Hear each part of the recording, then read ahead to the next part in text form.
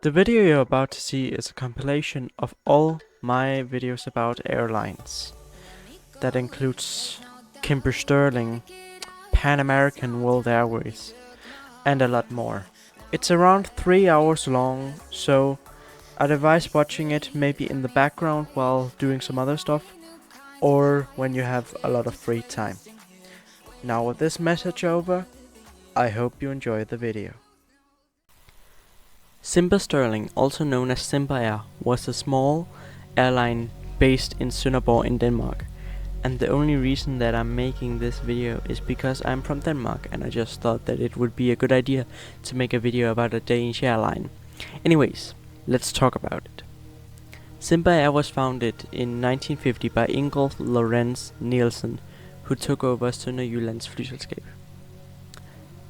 Its first aircraft was a single-engine Psy KC-111, which is one of the only Danish-built airplanes. Its call sign was OYDMO, and it had been used for flights primarily between Sønderborg and Copenhagen. In 1969, the airline took delivery of an 8-seat de Havilland Dove twin-engine light airliner. Cimber Air was one of the very few operators of the VFW Fokker 614 regional jet. It also operated Nord 262 and Grumman Gulfstream 1 turboprop aircraft on its scheduled services. On December 3rd, 2008, Cimber Air bought parts of Sterling Airlines, which I might make a video on in the future. Sterling Airlines had filed for bankruptcy on the 29th of October 2008. The new airline, which was named Cimber Sterling, was created on January 7th, 2009. Cimber Air bought the Air Operator Certificate, slots, brand and website. Aircraft leases were negotiated with the owners. Employees of the former Sterling Airlines was not part of the takeover, but were welcome to seek employment in the new airline. Cimber Sterling was originally wholly owned by Cimber Air Holding and had 386 employees as of March 2007. It was listed on the Copenhagen Stock Exchange in 2009. Cimber Sterling was the main sponsor of the Danish handball team in 2009 and 2010. In 2011, due to financial difficulties, Cimber Sterling entered into a subscription agreement with Mansfield Enterprise Ltd, which gave Ukrainian billionaire Ihor Kolomoisky a stake of 70.8%. On the morning of the 3rd of May 2012, Cimber Sterling cancelled all flights and declared bankruptcy, ending the airline's 62-year operation. Within hours, other airlines announced their entry on selected routes. At that point, the airline had been flying to up to 30 destinations daily, primarily in Northern and Eastern Europe from Copenhagen Airport, on behalf of Scandinavian Airlines, with 4 Bombardier CRJ-700 aircraft. This arrangement was extended by the curator law firm Kromann Reumert to the 16th of May, as it was profitable. On the 16th of May, it was announced that several parts of Cimber Sterling had been sold, including the lease contract with Scandinavian Airlines. The buyers of the contract were former key people of Cimber Sterling: Jørgen Nielsen, son of the Cimber Air founder Ingolf Nielsen, the former juridical director Alex Dygaard, and the former CEO of the airline Jakob Krogsgaard. The deal included 114 employees who would continue as part of Cimber AS.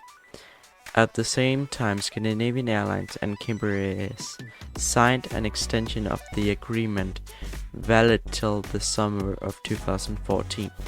Cimber had no plans of flying under its own name, but would only operate for other airlines.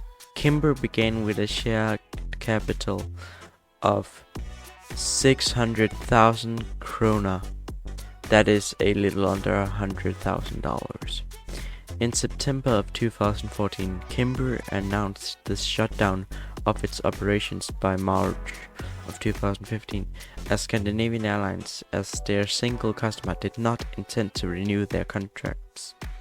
But in December of 2014, Scandinavian Airlines announced that it had entered into an agreement to acquire all of Cimber for 20 million kroner, that is around $3.3 million. Scandinavian Airlines planned to transfer 12 CRJ900 aircraft to Cimber to operate from Copenhagen Airport and to continue with Cimber's previous plans to retire its ATR-72 and CRJ200 aircraft. In January of 2017, SAS reached an agreement with CityJet, whereby CityJet bought Cimber and would continue to operate flights on behalf of SAS. Cimber was merged into CityJet in 2018, ending its 6 years of operation. Now you know. Pan Am will bring you the world's first 747. It's the early 1970s, and you're flying on a brand new plane, the luxurious 747. You can't believe what you see in front of you. The large airplane is as large as a 5-story building. No, larger actually. The airline, Pan Am, or Pan American World Airways. That is how I believe people must have felt when the first 747 flight with Pan Am took place. Now let's talk more about Pan Am, the unofficial national airline of the US. Let's talk about it. Pan Am was founded on the 14th of March 1927 as Pan American Airways. Pan Am started its South American routes with a consolidated Commodore and Sikorsky S-38 flying boats. The S-40, larger than the 8-passenger S-38, began flying for Pan Am in 1931. Carrying the nicknames American Clipper, Southern Clipper, and Caribbean Clipper, they were the first of the series of 28 Clippers that symbolized Pan Am between 1931 and 1946. On the 5th of July 1937, survey flights across the North Atlantic began. Tribe decided to start a service from San Francisco to Honolulu and on to Hong Kong and Auckland following steamship routes. Tribe, by the way, was the CEO of Pan Am. After negotiating traffic rights in 1934 to land at Pearl Harbor, Midway Island, Wake Island, Guam, and Manila, Pan Am shipped $500,000 worth of aeronautical equipment and construction crews westward in March of 1935, using the SS North Haven, a 15,000 ton, I'm not sure if that's 15 or, I think it's 15,000 ton merchant ship chartered for the purpose of provisioning each island that the Clippers would stop at on their 4 to 5 day flight. Pan Am ran its first survey flight to Honolulu in April of 1935 with a Sikorsky S-42 flying boat. The airline won the contract for a San Francisco to Canton mail route later that year and operated its first commercial flight carrying mail and express in a Martin M130 from Alameda to Manila amid media fanfare on the 22nd of November 1935. The 5-leg 8,000-mile or 13,000-kilometer flight arrived in Manila on the 29th of November and returned to San Francisco on the 6th of December, cutting the time between the two cities by the fastest scheduled steamships by over 2 weeks. The fare from San Francisco to Manila or Hong Kong in 1937 was $950 one way, which is about $19,340 in 2022. On the 6th of August 1937, Yuan Tribe accepted United States Aviation's highest annual prize, the Collier Trophy, on behalf of Pan American Airways from President Franklin D. Roosevelt for the company's establishment of the Trans-Pacific Airline and the successful execution of extended over-water navigation and the regular operations thereof. That was a mouthful. Anyways, 6 large long-range Boeing 314 flying boats were delivered to Pan Am in early 1939. On the 13th of March 1939, the Yankee Clipper, piloted by Harold E. Gray, made the first ever transatlantic passenger flight. The first leg of the flight, which was from Baltimore to Horta, took 17 hours and 32 minutes and covered 2,400 miles or 3,900 kilometers. The second leg, from Horta to Pan Am's newly built airport in Lisbon, took 7 hours and 7 minutes and covered 1,200 miles or 1,900 kilometers. Pan Am also used Boeing 314 flying boats for their Pacific routes. Pan American Airways also started a route to Marseille, France. The Clippers, the name harkened back to the 19th century fast-sailing Clippers, were the only American passenger aircraft of the time capable of intercontinental travel. To compete with ocean liners, the airline offered first-class seats on such flights, and the style of flight crews became more formal. Instead of being leather-jacketed, silk-scarfed airmail pilots, the crews of the Clippers wore naval-style uniforms and adopted a set procession. I don't know what procession means, actually, but anyway. When boarding the aircraft. In 1940, Pan Am and TWA both received and began using the Boeing 307 Stratoliner, the first pressurized airliner to enter service. The Boeing 307's airline service was short-lived, as all were commandeered for military service when the United States entered World War II. During World War II, most Clippers were pressed into military service. In January of 1942, the Pacific Clipper completed the first circumnavigation of the globe by a commercial airliner, and it was by complete accident. Paper Skies has a fantastic video about that. Seriously, I remembered it randomly like many months after I watched it, and I could still kind of remember the title. It's a great video, go watch it. Anyways, another first occurred in January of 1943, when Franklin D. Roosevelt became the first U.S. president to fly abroad in the Dixie Clipper. During this period, Star Trek creator Gene Roddenberry was a Clipper pilot. He was aboard the Clipper Eclipse when it crashed in Syria on the 19th of June 1947.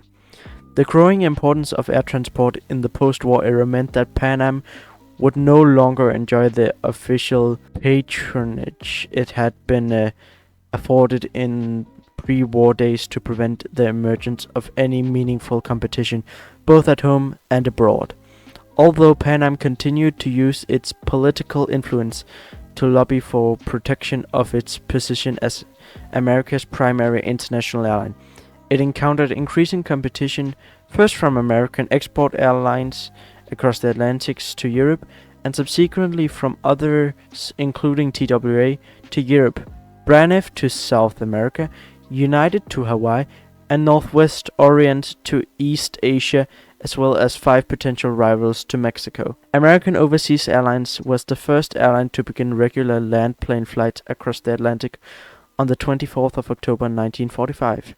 And I think that made Pan Am a little mad, because in January of 1946, Pan Am scheduled 7 DC-4s a week east from LaGuardia Airport, 5 to London and 2 to Lisbon. TWA's impending introduction of its faster pressurized Lockheed Constellations resulted in Pan Am ordering its own Constellation fleet at $750,000 a piece. That's not pocket change, kind of expensive.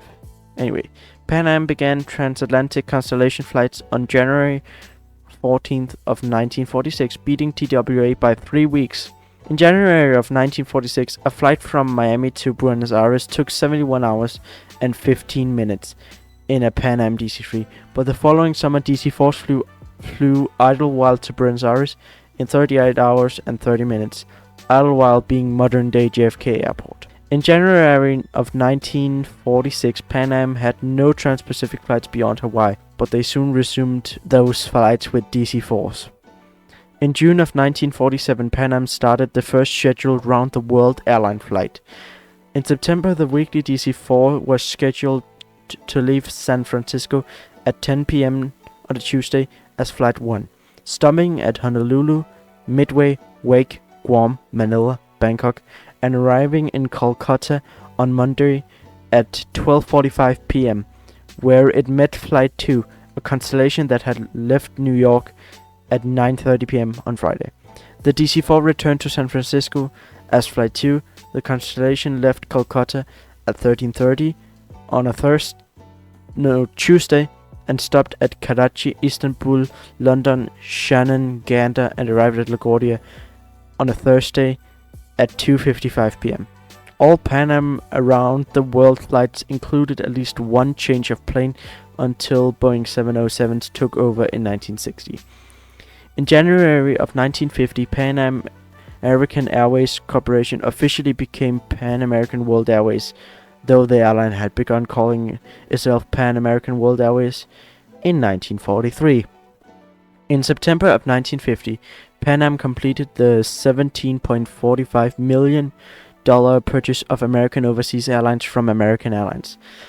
That month, Pan Am ordered 45 McDonnell Douglas, at the time only called Douglas, DC-6Bs. From June of 1954, DC-6Bs began replacing DC-4s on Pan Am's internal German routes. Pan Am introduced the Douglas DC-7Cs on transatlantic routes in summer of 1936. Now, when I said DC-7C and then after that said 7Cs, it might have sounded like I repeated myself, but no. The DC-7C was called 7Cs. That's a bit confusing anyway.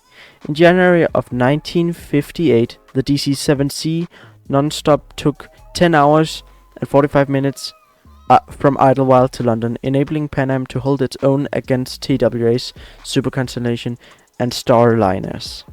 Pan Am considered purchasing the world's first jetliner, the British de Havilland Comet, but instead waited to become Boeing 707 launch customer in 1955 with an order of 20.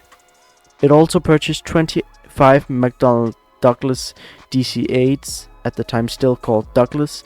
I keep on saying McDonnell Douglas because that's what I'm used to saying most of the time, but no, this is just Douglas. Anyway, it purchased 25 Douglas DC-8s, which could seat 6 seats across. The 707 was originally to be 144 inches, at least I think it's 144 inches, anyway, or 3.66 meters wide, with 5 abreast seating, but Boeing widened their design to match the DC-8s. Pan Am's first scheduled jet flight was from New York, Idlewild to Paris Le Bourget, stopping at Gander to refuel, which happened on the 26th of October 1958. The Boeing 707-121 Clipper America registers November 711 Papa Alpha carried 111 passengers. 320 Intercontinental series of the Boeing 707s was delivered in 1959 to 1960 and the Douglas DC-8 in March 1960, enabling non-stop transatlantic crossings with a viable payload in both directions. Pan Am was a Boeing 747 launch customer, placing a $525 million order for 25 in April of 1966. Now, you might not know this, but Pan Am was one of the reasons why the 747 was even built, as they wanted a plane with more seats than the 707. Fun fact. Anyway, on January 15th of 1970, First Lady Pat Nixon christened Pan Am Boeing 747 Clipper Young America at Washington Dulles, and during the next few days Pan Am flew 747s to major airports in the United States where the public could tour them. Pan Am's inaugural 747 service on the evening of January 21st, 1970 was delayed for several hours by engine failures, affecting the scheduled Clipper Young America. Clipper Victor was substituted for the flight from New York, John F. Kennedy to London Heathrow. Now, fun fact, if you don't know, Clipper Victor was destroyed 7 years later as it collided with a KLM Boeing 747, which was taking off from Tenerife in the Tenerife airport disaster. The deadliest plane crash ever, if you don't count 9/11, as that was several plane crashes. Pan Am carried 11 million passengers over 20 billion miles, or 32 billion kilometers, in 1970, the year it introduced wide-body airline travel. Pan Am was one of the first 3 airlines to sign options for the Aerospatiale BAC Concorde, but like other airlines that took out options with the exception of BOAC and Air France, it did not purchase the supersonic jet. Pan Am was the first US airline to sign for the Boeing 2707, the American supersonic transport project, with 15 delivery positions reserved. These aircraft never saw service after Congress voted against additional funding in 1971. It would have been fun to see a supersonic American plane. I think Mustard has a good video about that. Anyway, Pan Am commissioned IBM to build Panamac, interesting name, which was a large computer that booked airline and hotel reservations, which was installed in 1964. It also held large amounts of information about cities, countries, airports, aircraft, hotels, and restaurants. The computer occupied the 4th floor of the Pan Am building, which was the largest commercial office building in the world for some time. The airline also built Worldport, a terminal building at John F. Kennedy Airport in New York. The terminal was designed to allow passengers to board and disembark via stairs without getting wet by parking the nose of the aircraft under the overhang. The introduction of the jet bridge made this feature obsolete though, so not the best decision. Anyway, at its peak in the late 1960s and early 1970s, Pan Am advertised under the slogan, "The world's most experienced airline." It carried 6.7 million passengers in 1966, and by 1968, its 150 jets flew to 86 countries on every continent except for Antarctica, over a scheduled route network of 81,410 unobligated miles. I don't know what that means, but anyway, which is 131,000 kilometers. During that period, the airline was profitable and its cash reserve totaled $1 billion, a lot of money. Most routes were between New York, Europe, and South America, and between Miami and the Caribbean. Aside from the DC-8, the Boeing 707 and 747, the Pan Am jet fleet included Boeing 720Bs and 727s, which was the first aircraft to sport Pan Am rather than Pan American titles. So basically it just wrote Pan Am instead of Pan American. Anyway, the airline later had Boeing 737s, 747 SPs, Lockheed L-1011 TriStars, McDonnell Douglas DC-10s, A300s, and A310s. Pan Am had a financial interest in the Falcon Jet Corporation, which held marketing rights to the Dassault Falcon 20 business jet in North America.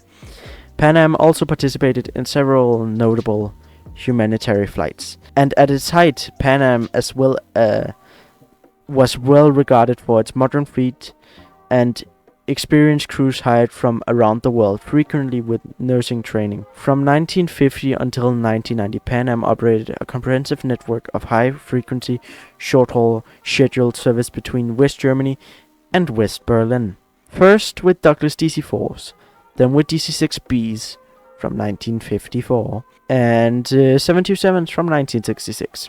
This had come about as a result of an agreement among the United States, the United Kingdom, France, and the Soviet Union at the end of World War II, which prohibited Germany from having its own airlines and restricted the provision of commercial air services from and to Berlin to air transport providers headquartered in these 4 countries that I said the names of just like less than a minute ago. Anyway, the airline's West Berlin operation consistently accounted for more than half of the city's entire commercial air traffic during that period. That's a lot. For years, more passengers boarded Pan Am flights at Berlin Tempelhof than at any other airport. Pan Am operated a Berlin crew base of mainly German flight attendants and American pilots to staff its German flights. The German national flight attendants were later taken over by Lufthansa when it acquired Pan Am's Berlin route authorities. In August of 1953, Pan Am scheduled passenger service flights to 106 airports. In May of 1968, to 122 airports. In November of 1978, to 65 airports. In November of 1985, to 98 airports. In November of 1991, to 46 airports. Pan Am had invested in a large fleet of Boeing 747s, expecting that air travel would continue to increase. It did not, as the introduction of many wide-bodies Pan Am and its competitors coincided with an economic slowdown. Reduced air travel after the 1973 oil crisis made the overcapacity problem even worse. Pan Am was vulnerable with its high overheads as a result of a large, decentralized infrastructure. High fuel prices and its many older, less fuel-efficient narrow-bodies airplanes increased the airline's operating costs. Federal route awards to other airlines such as Trans-Pacific Route Case further reduced the number of passengers Pan Am carried and its profit margins. By the mid-1970s, Pan Am had racked up $364 million of accumulated losses over a 10-year period, and its debts approach $1 billion. So they went from having $1 billion to owing $1 billion. This threatened the airline with bankruptcy. Former American Airlines Vice President of Operations William T. Sewell, who had replaced Najib Halabi as Pan Am president in 1972, began implementing a turnaround strategy, that being trimming the network by 25%, slashing the strong workforce by 30%, and cutting wages, introducing stringent economic and rescheduling debt, and reducing the size of the fleet. These measures, aided by the use of tax loss credits, enabled Pan Am to avert financial collapse and return to profitability in 1977. Since the 1930s, Johan Tripe had coveted domestic routes for Pan Am. Through the late 1950s and early 60s, and in the mid-70s, there were talks of merging the airline with a domestic operator such as American Airlines, Eastern Airlines, Transworld Airlines, or United Airlines. As rival airlines convinced Congress that Pan Am would use its political clout to monopolize U.S. air routes, the CAB repeatedly denied the airline permission to operate in the U.S. by growth or by merger with another airline. Pan Am remained an American carrier operating internationally routes only aside from Hawaii and Alaska. The last time Pan Am was permitted to merge with another airline prior to the deregulation of the U.S. airline industry was in 1950 when it took over American Overseas Airlines from American Airlines. After deregulation in 1978, more U.S. domestic airlines began competing with Pan Am internationally. To acquire domestic routes, Pan Am under President Sewell set its eyes on national airlines. Pan Am wound up in a bidding war with Frank Lorenzo's Texas International that boosted National's stock price, but Pan Am was granted permission to buy National in 1980 in what was described as the coup of the decade. The acquisition of National Airlines for $437 million further burdened Pan Am's balance sheet, already under strain after financing the Boeing 747s ordered in the mid-1960s. This acquisition did little to improve Pan Am's competitive position in relation to nimbler, lower-cost competitors in a deregulated industry, as National's north-south route structure provided insufficient feed at Pan Am's transatlantic and trans-Pacific gateways in New York and Los Angeles. The airlines had incompatible fleets and corporate cultures. They didn't mix well, and the integration was poorly handled by Pan Am management, who presided over an increase in labor costs as a result of harmonizing National's pay scales with Pan Am's. Although revenues increased by 62% from 1979 to 1980, Fuel costs from the merger increased by 157% during a weak economic climate. As 1980 progressed and the airline's financial situations worsened, Seawell began selling Pan Am's non-core assets. The first asset to be sold off was the airline's 50% interest in Falcon Jet Corporation, which happened in August. Later in November, Pan Am sold the Pan Am building to the Metropolitan Life Insurance Company for $400 million. In September of 1981, Pan Am sold off its Intercontinental Hotels chain. Before this transaction closed, Seawell was replaced by C. Edward Aker, Air Florida's founder and ex-president, as well as former Braniff International executive. The combined sale value of the Intercontinental chain and the Falcon Jet Corporation stake was $500 million. A lot of money. Not enough to save Pan Am, but a lot of money. Aker followed up the asset disposal program he had inherited from his predecessor with operational cutbacks. Most prominent among these was the discontinuation of the round-the-world service from October 31st, 1982, when Pan Am ceased flying between Delhi, Bangkok, and Hong Kong due to the sector's unprofitability. To provide additional seating capacity for its 1983 spring-summer season, the airline also acquired 3 passenger Boeing 747-200Bs from Flying Tigers, who took 4 of Pan Am's 747-100 freighters in return. So 3 planes for 4 planes. Seems fine. Despite Pan Am's precarious financial situation in summer 1984, Aker went ahead with an order for new Airbus models in wide-body and narrow-bodied aircraft, becoming the second American company to order Airbus aircraft after Eastern Airlines. In 1985, new A310-221s began replacing 727s on the internal German services, and the A300s flew in the Caribbean networks later that same year. From early 1986, additional new longer-range A310-222s replaced some of the 747s on the slimmed-down transatlantic network, following ETAP certification approval by the FAA. Pan Am's decision not to take delivery of the A320s and to sell its delivery position to Braniff meant that the majority of its short-haul US domestic and European feeder routes and most of its German services continued to be flown with the obsolete 727s until the airline's demise. Not a good move. In September of 1984, Pan American World Airways created a holding company called Pan Am Corporation to assume ownership and control of the airline and the services division. Given the airline's dire state, in April of 1985, Aker sold Pan Am's entire Pacific division, which consisted of 25% of its entire route system and their major hub at Tokyo Narita, to United Airlines for $750 million. This sale also enabled Pan Am to address fleet and compatibility issues related to the earlier acquisition of National Airlines, as it included Pan Am's Pratt & Whitney JT90 powered 747 SPs, its Rolls-Royce RB211 powered L1011-500, and the General Electric CF6 powered DC10s inherited from National, which were transferred to United along with the Pacific routes. In the early 1980s, Pan Am contracted several regional airlines, those being Air Atlanta, Colgan Air, Emerald Air, Empire Airlines, Presidential Airways, and Republic Airlines, to operate feeder flights under the Pan Am Express branding.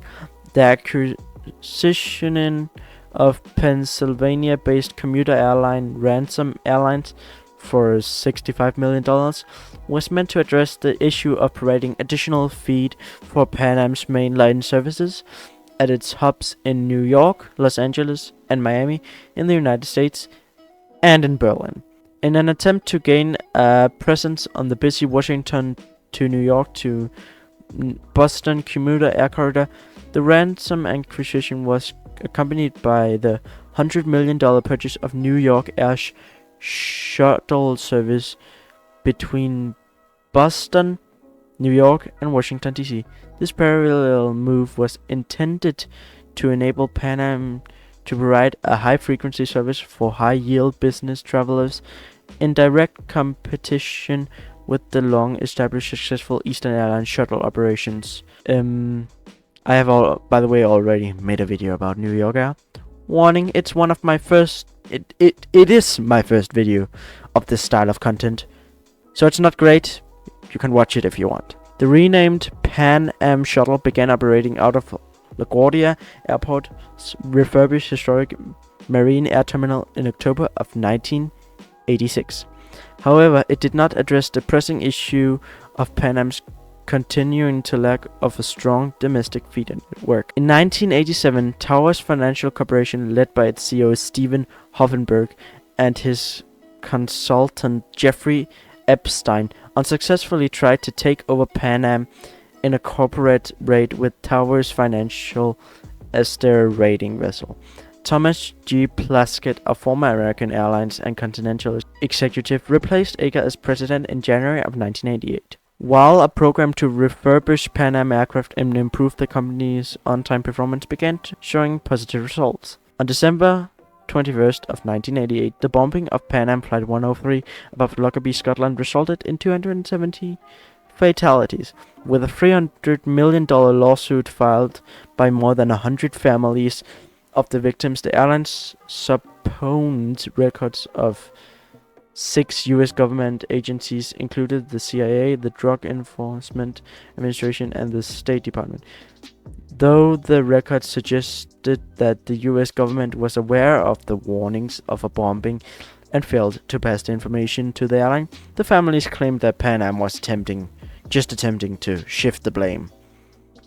Also, in December of 1988, the FAA fined Pan Am for 19 security failures out of the 236 that were detected among 29 airlines. In June of 1989, Plaskett presented Northwest Airlines with a $2.7 billion takeover bid that was backed by bankers Trust Morgan, Guaranty Trust, Citicorp, and Prudential Batchy, whatever those names are. The proposed merger was Pan Am's final attempt to create a strong domestic network to provide sufficient feed for the 2 remaining mainline hubs at New York, JFK, and Miami. It was also intended to help the airline regain its status as a global airline by re-establishing a sizable trans-Pacific presence. The merger was expected to result in an annual savings of $240 million. However, billionaire financier Al Chechi outbid Pan Am by presenting Northwest's directors with a superior proposal. The first Gulf War, triggered by the Iraqi invasion of Kuwait on August 2nd, 1990, caused fuel prices to rise, which severely depressed global economic activity. This in turn caused a sharp contraction of worldwide air travel demand, plunging once profitable operations, including Pan Am's prime transatlantic route, into steep losses. These unforeseen events constituted a further major blow to Pan Am, which was still reeling from the 1988 Lockerbie disaster. To shore up its finances, Pan Am sold most of its routes serving London Heathrow, which was arguably Pan Am's most important international destination, to United Airlines. This left Pan Am with only 2 daily London flights, serving Detroit and Miami, which both used Gatwick as their London terminal from the start of the 1990-91 winter timetable. Further asset disposal included Pan Am's sale of its German routes to Berlin to Lufthansa for $150 million, which became effective at the time and brought the total value of asset disposal up to $1.2 billion. That's a lot of money. These measures were accompanied by the elimination of 2,500 jobs. That's also a lot of jobs. These cutbacks were announced by the airline in September of 1990. Pan Am was though still forced to file for bankruptcy protection on the 8th of January 1991. Delta Airlines purchased the remaining profitable assets of Pan Am, including its remaining European routes and the Frankfurt mini-hub, the shuttle operations, 45 jets, and the Pan Am Worldport at John F. Kennedy Airport for $416 million.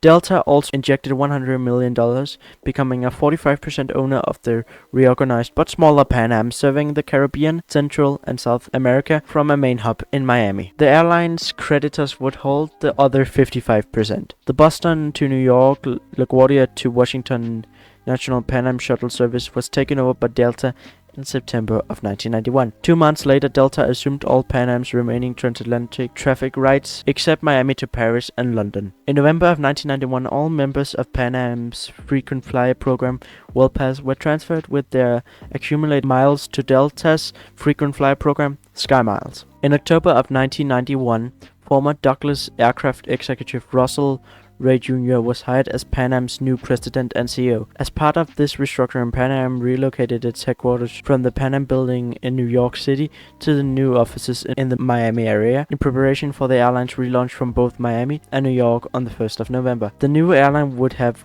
operated approximately 60 aircraft and generated about $1.2 billion in annual revenues with 7,500 employees. But that did not work, as following the relaunch, Pan Am continued to sustain heavy losses. Revenue throughout October and November 1991 fell short of what had been anticipated in the reorganization plan, with Delta claiming that Pan Am was losing $3 million a day, which is a lot. This undermined Delta's, Wall Street's, and the traveling public's confidence in the viability of the reorganized Pan Am. Pan Am's senior executive outlined a project shortfall of between $100 million and possibly $200 million, with the airline requiring a $25 million installment just to fly through the following week. On the evening of the 3rd of December, Pan Am's creditors committee advised U.S. bankruptcy judge Cornelius Blackshear that it was close to convincing an airline to invest $50 million to keep Pan Am operating. A deal with TWA owner Carl Icahn could not be struck though, sadly. Pan Am opened for business at 9 a.m. and within the hour,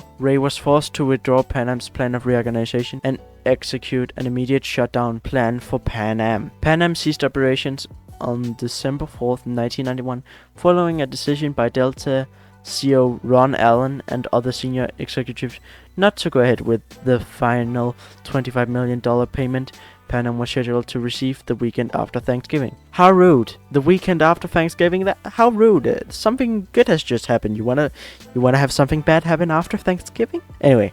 As a result, some 7,500 Pan Am employees lost their jobs. Thousands of people whom had worked in the New York City area and were preparing to move to the Miami area to work at Pan Am's new headquarters near Miami International Airport. Economists predicted that 9,000 jobs in the Miami area, including jobs at companies not connected to Pan Am that were dependent on the airline's presence, would be lost after it folded. The carrier's last flown scheduled operation was Pan Am Flight 436, which departed that day from Bridgetown, Barbados at 2 p.m. EST for Miami under the command of Captain Mark Pyle, flying Clipper Goodwill, a Boeing 727-200 registered November 368 Papa Alpha. Delta was sued for more than $2.5 billion on the 9th of December 1991 by the Pan Am Creditors Committee. Shortly thereafter, a large group of former Pan Am employees sued Delta. In December of 1994, a federal judge ruled in favor of Delta, concluding that it was not liable for Pan Am's demise, which is at least something. Pan Am was the third American major airline to shut down in 1991, after Eastern Airlines and Midway Airlines. How sad. Actually, I don't like when we lose airlines. It's sad to lose historic airlines. So let's have a moment of silence for these three and all the other airlines that have shut down. Anyways, after serving only 2 months as Pan Am CEO, Ray was replaced by Peter McHugh to supervise the sale of Pan Am's remaining assets by Pan Am's Creditors Committee. Pan Am's last remaining hub at Miami International Airport was split during the following years between United Airlines and American Airlines. TWA's Carl Icahn purchased Pan Am Express at a court-ordered bankruptcy auction for $13 million, renaming it to Trans World Express. The Pan Am brand was sold to Charles Cobb, CEO of Cobb Partners and former United States ambassador to the Republic of Iceland under President George H.W. Bush and under the Secretary of U.S. Department of Commerce under President Reagan. Cobb, along with the Hannah Frost Partners, invested in a new Pan-American World Airways headed by veteran airline executive Martin R. Shukri Jr., a former Pan Am executive with 20 years of experience at the original carrier. Now, if you want me to, I'll make a video about the attempts to remake Pan Am. Under the terms of bankruptcy, the airline's International Flight Academy in Miami was permitted to remain open. It was established as an independent training organization beginning in 1992 under its current name, Pan Am International Flight Academy. So yeah, you can still visit Pan Am, though it's a flight academy, though it is also now owned by All Nippon Airways. In 1998, Guilford Transportation Industries purchased Pan American World Airways, an already names, rights, and intellectual properties.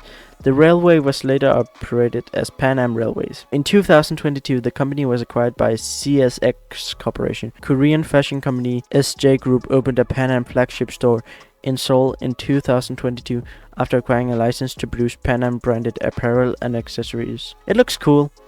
Anyways, there is still more information. So, the 3 deadliest Pan Am crashes was Pan Am Flight 759 in 3rd, Pan Am Flight 103 in 2nd, and Pan Am Flight 1736 in 1st. Pan Am Flight 1736 is, by the way, the Tenerife collision, so that was the deadliest plane crash ever, again if you don't count 9/11. And now we get to the part that is both my favorite part of the video, but in this case it might also be the worst. That is the aircraft that the airline operated throughout the years. Now there's so many that there's too many. So if you want to see me read all the aircraft that they had, I'll probably link a video in the description. But anyway, I'm only gonna read the important ones. They had 7 Boeing 314 aircraft. They had 13 Airbus A300B4s aircraft, 7 Airbus A310-200 aircraft, 8 Boeing 707-120 aircraft, 85 Boeing 707-320B aircraft, 9 Boeing 720B aircraft, 46 Boeing 727-100 aircraft, 16 Boeing 737-200 aircraft, 44 Boeing 747-100 aircraft, 7 Boeing 747-200B aircraft, 1 Boeing 747-200C aircraft, 11 Boeing 747SP aircraft, 9 Douglas DC-8 320s, and 33 aircraft, 1 Douglas DC-8 62 aircraft, 5 McDonnell Douglas DC-1030 aircraft, 3 Boeing 307 Stratoliner aircraft, 20 Convair CV-240 aircraft, 90 Douglas DC-3 aircraft, 49 Douglas DC-6 aircraft, 2 Lockheed Model 9 Orion aircraft, 4 Lockheed Model 10 Electra aircraft. Lastly, something that I found very interesting, 8 de Havilland Canada-7 aircraft. Remember earlier in the video when I said that was a mouthful? I take that back. When I'm gonna read this whole thing, that is gonna be a mouthful. Because that was less than 1/4 of the aircraft that I've got to say. If I ever decide to say all of them. Inter-Island Airways, also known as Inter-Island Air, was an American Samoan airline based in Pago Pago. It operated passenger and cargo flights in and between American Samoa, and neighboring Pacific Island countries. Its main base of operation was at Pago Pago International Airport. Let's talk about it. Inter-Island Airways, a privately owned company, was established in August of 1993 as an FAA Part 135 on-demand air taxi carrier.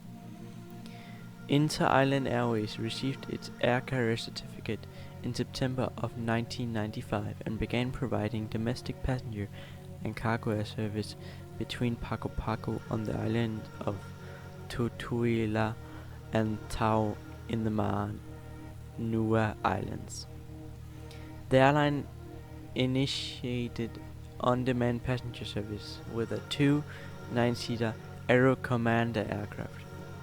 The airline suspended air operations in late 1997 to focus its intention on expanding its facilities and acquiring a modern aircraft fleet, starting with a new stall type 19-seater Dornier 228-212 aircraft in April of 1998. In November of 2003, Inter-Island Airways restarted flights operations when Samoa Air suspended airline operations in September of the same year due to financial difficulties. The airline provided domestic cargo and on-demand charter passenger service between Pago Pago and Tao. In December of 2004, following an FAA inspection, it was granted an air carrier certificate to operate in American Samoa. In January of 2005, Inter-Island Airways re-obtained its own Part 135 air carrier certificate and began expanding internationally, beginning on-demand passenger air charter service between Pago Pago and Apai in Samoa in June of 2005. In July of 2007, Inter-Island Air received commuter air carrier authorization. In January of 2009, its license to fly to Samoa expired. Inter-Island Airways expanded its fleet in February of 2005 with the acquisition of a 9-seater Britten-Norman Islander BN2B26. In December of 2005, an additional 19-seater Dornier 228-212 aircraft was acquired. In November of 2009, it took delivery of a 30-seat Dornier 328.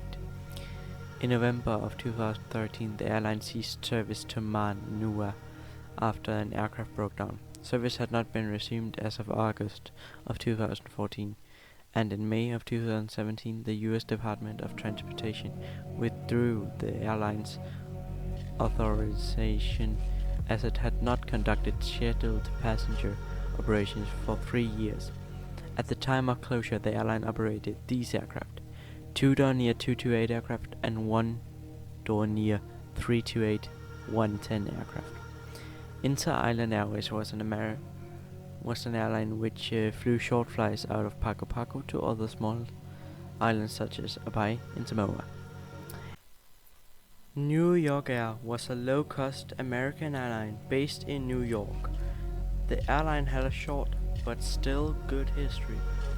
Let's talk about it. In September of 1980, Frank Lorenzo, the owner and founder of the airline holding company, Texas Air Corporation, announced plans to launch a low-fare airline in the Northeast United States. This is the airline which would then become known as New York Air. The carrier would be the second airline to launch following the deregulation of the U.S. airline industry, which allowed Texas Air to freely expand its operations without government intervention. New York Air would initially compete with Eastern Airlines and its Eastern Air Shuttle service, which offered hourly service between New York's LaGuardia Airport and Boston's Logan Airport and Washington's D.C. National Airport. The way they did this was by operating a similar hourly service between the three cities and offering low fares than Eastern, and also offering advanced reservations and complimentary drinks and snacks, which Eastern did not offer. The airline then planned to expand and offer service to other cities along the East Coast. The plans were also announced for a large operation in White Plains, however this never commenced. Founding New York Air President Neil F.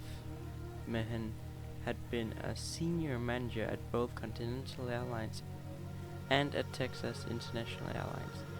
In September of 1980, he assembled a team of airline managers, and within 90 days he had hired, trained, uniformed, and drilled New York Air's flight crew, flight attendants, dispatchers, terminal, ramp, and reservations personnel.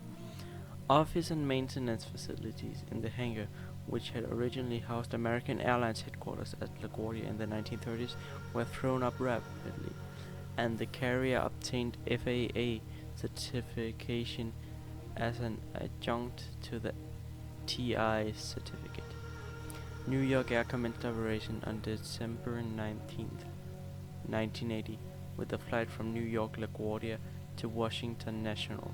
However, only 5 of the 125 seats on the aircraft were filled, and by April of 1981, New York Air had an average of 62% load factor, close to its break-even load factor of 65%, and had generated a $1.5 million loss. Executives described this as a moderate success, however subsequently raised fares on its LaGuardia flights. Following its launch, New York Air expanded and established a hub operation in LaGuardia with new service to Cleveland beginning in April of 1981, as well as smaller focus sites in Boston and Washington National. However, several planned destinations such as Dayton, Pittsburgh, and service to several destinations in upstate New York were scrapped. A LaGuardia to Detroit service was operated for a short period before being shifted to Newark, where the airline began a secondary smaller hub of operation. By July, service from LaGuardia to Cincinnati and Louisville had also begun, and by September the airline had a fleet of 13 DC-930 aircraft. Texas Air and Lorenzo's poor attitude towards labor unions led New York Air being established as a non-union company, angering the Airline Pilots Association, also known as ALPA, as well as staff at Texas International Airlines, also a Texas Air subsidiary, who branded New York Air as a runaway shop. A week after New York Air commenced operations, a number of Texas International employees began picketing outside LaGuardia Airport, claiming that the airline was an attempt by Texas Air to get around Texas International's union contract, and that the company was seeking to remove unionized staff by shifting operations to the non-union New York Air. Mahan denied this, stating that New York Air was a completely separate airline from Texas International and would be prepared to negotiate contracts if its staff chose to unionize. ALPA soon began a full-scale campaign with the intention of preventing New York Air from growing as a non-union airline. In July of 1981, ALPA set up what it called a political campaign-style operation with a call center and volunteers mailing information material against the airline. Leaflets and brochures were created describing New York Air as Texas Air's Bad Apple, a play on New York's Big Apple nickname, and referring the apple icon in the New York Air's logo, and containing bad statistics about the airline, such as its poor on-time record and reputation for overbooked flights. Badges with printed "Please Don't Fly New York Air" titles on were also produced. The materials used an edited version of the New York Air logo with a rotten apple. In August of 1981, ALPA began picketing in Boston and Washington, D.C. In what ALPA described as a desperate attempt to gain business, the airline began offering limited-time 29-cent fares, which could only be purchased in person. These promotional fares created large crowds of people seeking to purchase New York Air tickets. Images of these crowds were broadcasted by local media, who then repeated ALPA's claims and brought attention to its campaign against the airline. ALPA picketers also handed out anti-New York Air leaflets and material to those waiting to purchase promotional fares. The 1981 air traffic controller strike badly affected New York Air's operation and its finances. The strike led to long flight delays, encouraging passengers to avoid flying. In order to ease delays, the Federal Aviation Administration reduced the number of available slots in northeastern airports, forcing airlines to cut flights. Larger airlines were able to counter this by using larger aircraft, such as Eastern's decision to operate 260-seat Airbus A300s on its shuttle flights. This meant that Eastern could still carry the same number of passengers per day despite the slot reductions, reducing the damage to its income. Due to New York Air's small fleet, it was unable to follow a similar tactic, and its shuttle service was heavily damaged by the slot restrictions. This, as well as the Eastern's larger aircraft flooding the market, led to New York Air ending its Boston service after less than a year in operation. Months after the campaign commenced, Lorenzo agreed to a new contract for Texas International pilots. however did not offer a contract to the New York Air pilots. ALPA planned to begin picketing at Newark Airport, however then began winding down the campaign in order to focus on supporting the 1981 air traffic controller strike. To maintain a presence in Boston, the airline established a hub at Logan Airport, offering service to Baltimore and Orlando. To keep the airline afloat, Texas Air provided a $10 million cash injection, and banks provided a $50 million in revolving credit. Another $15 million was obtained through the sale of 1.8 million shares. To keep the company going through winter in 1981, the airline sought another 10 to 15 million from its banks.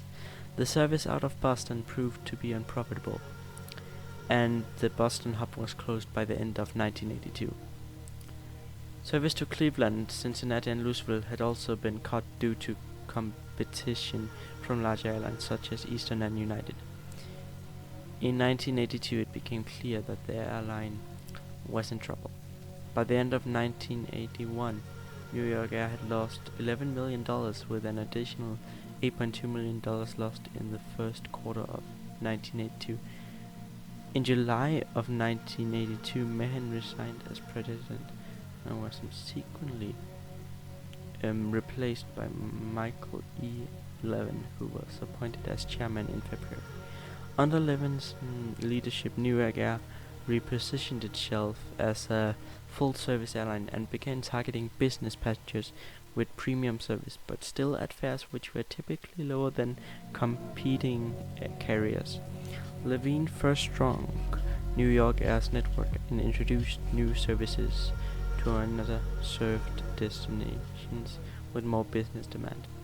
In August of 1982, shuttle service between LaGuardia and Boston resumed, and scheduled flights between LaGuardia and Washington National were changed so flights would leave LaGuardia on the hour rather than on the half hour. The airline also began offering complimentary bagels on morning flights, as well as wine and newspapers, allowing the shuttle to compete more effectively with Eastern. Similar shuttle service were also added from Newark, initially only to Washington National.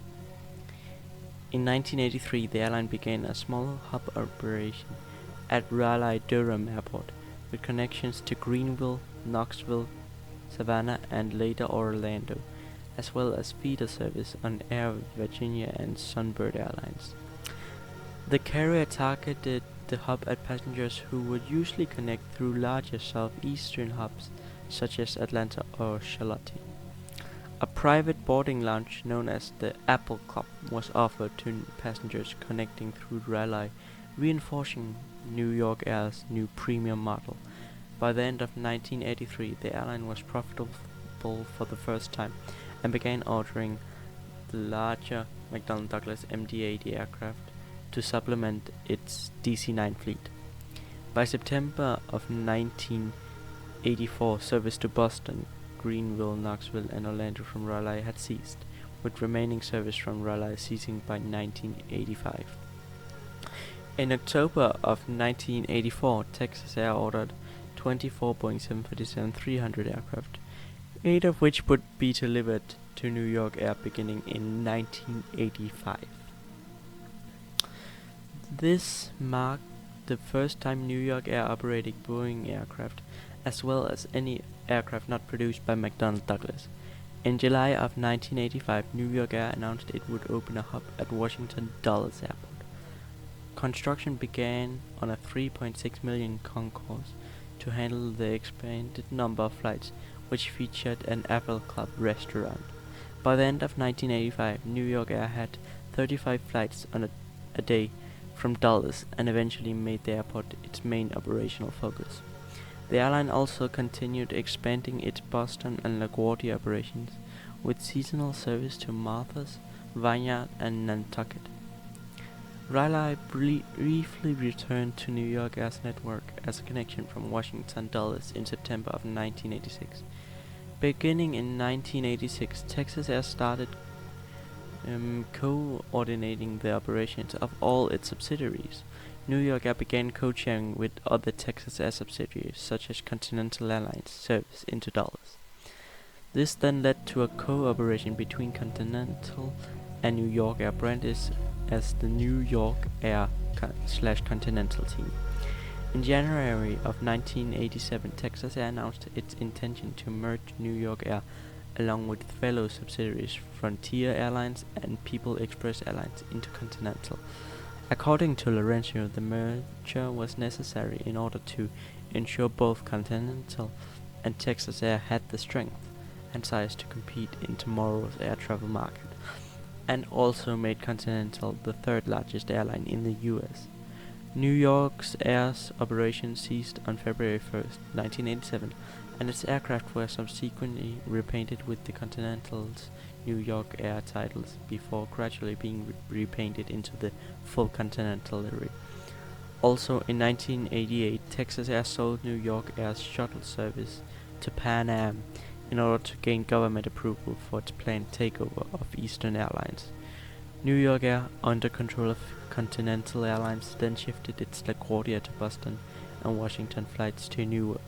This led to the closure of New York Air's LaGuardia hub, which it had been operated at since the airline's 1980 launch. However, New York Air's Newark to Boston and Washington National Shuttle was retained by Continental and operated with former New York Air Boeing 737-300s and DC-9s as a standalone operation for local passengers not connecting with other Continental flights, ironically from the former People Express North Terminal. Continental also operated the former People Express Boeing 727-200s between Newark, Boston and Washington from Terminal B as system flights, which permitted connection to other former PE flights, now branded as CO at the Terminal B. The Washington Dulles hub was initially retained and subsequently expanded through the acquisition of gates from Presidential Airways, as well as taking over Dulles routes from Eastern. However, by 1989, Continental had closed the Dulles hub. Once New York's Terminal C opened, the former New York Air shuttle flights ceased. Operation from the North Terminals were folded into the operations at Terminal C. At this point, New York Air ceased to exist. At the time of closure, New York Air had 20 McDonnell Douglas DC-930 aircraft, 12 McDonnell Douglas MD-82 aircraft, and 8 Boeing 737-300s. It's sad when airlines stop flying, but it happens from time to time. But we can still remember what happened.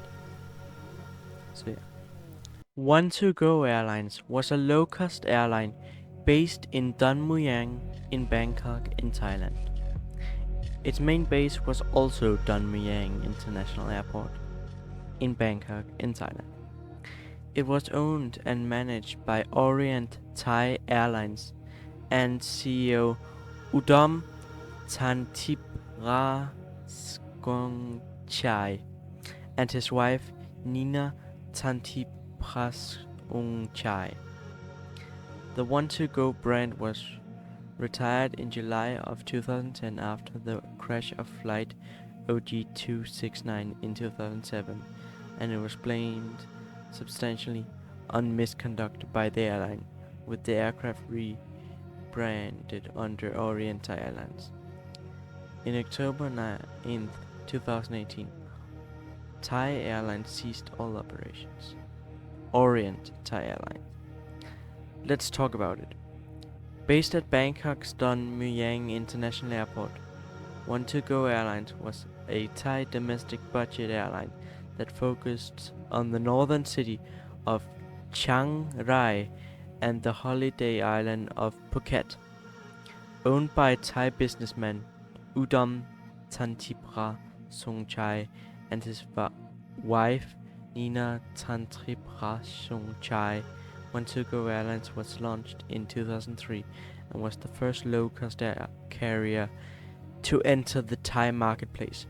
A year later, Thai Air Asia and Nokia launched, and while Mr. Songchai did not have the two newcomers' financial clout or marketing flair, Want2Go Airlines could compete with its rival. Managed and operated by Orient Airlines, Want2Go Airlines fed on Orient Airlines by offering budget-minded European travelers and inexpensive connecting flights to Phuket. Unlike Thai AirAsia and Nokia, which leased newer planes for their operations, Want2Go Airlines preferred to own its aircraft outright. Instead of ordering for newer Boeing 737s, Want2Go Airlines went for older McDonnell Douglas MD-82s. Many of the larger carriers who operated the MD-82 were retiring them from their fleet, allowing Want2Go to purchase them at a discounted price. According to CH Aviation, Want2Go Airlines fleet was made up of the following aircraft: 1 Boeing 757-200, 6 McDonnell Douglas MD-82s, 1 McDonnell Douglas MD-83, and 2 McDonnell Douglas MD-87s. Sadly for Want2Go and other Thai carriers, disaster struck the day after Christmas in 2004, following an earthquake of northern Sumatra's west coast. A massive tsunami slammed into Phuket, leaving 230,000 people in the Indian Ocean communities dead. With all of Phuket's infrastructure in ruins, tourism plummeted and Want2Go experienced hard times. On September 16, 2007, Want2Go flight number 269 crashed while attempting to land in Phuket. The McDonnell Douglas MD-82 was on a regular scheduled domestic flight from Bangkok to Phuket when it crashed while trying to land during a severe thunderstorm. As the aircraft approached the runway, wind shear forced the pilots to abandon the landing and go around. During the attempt to gain altitude, the aircraft failed to gain height and crashed into an embankment, killing 90 of the 130 passengers and crew.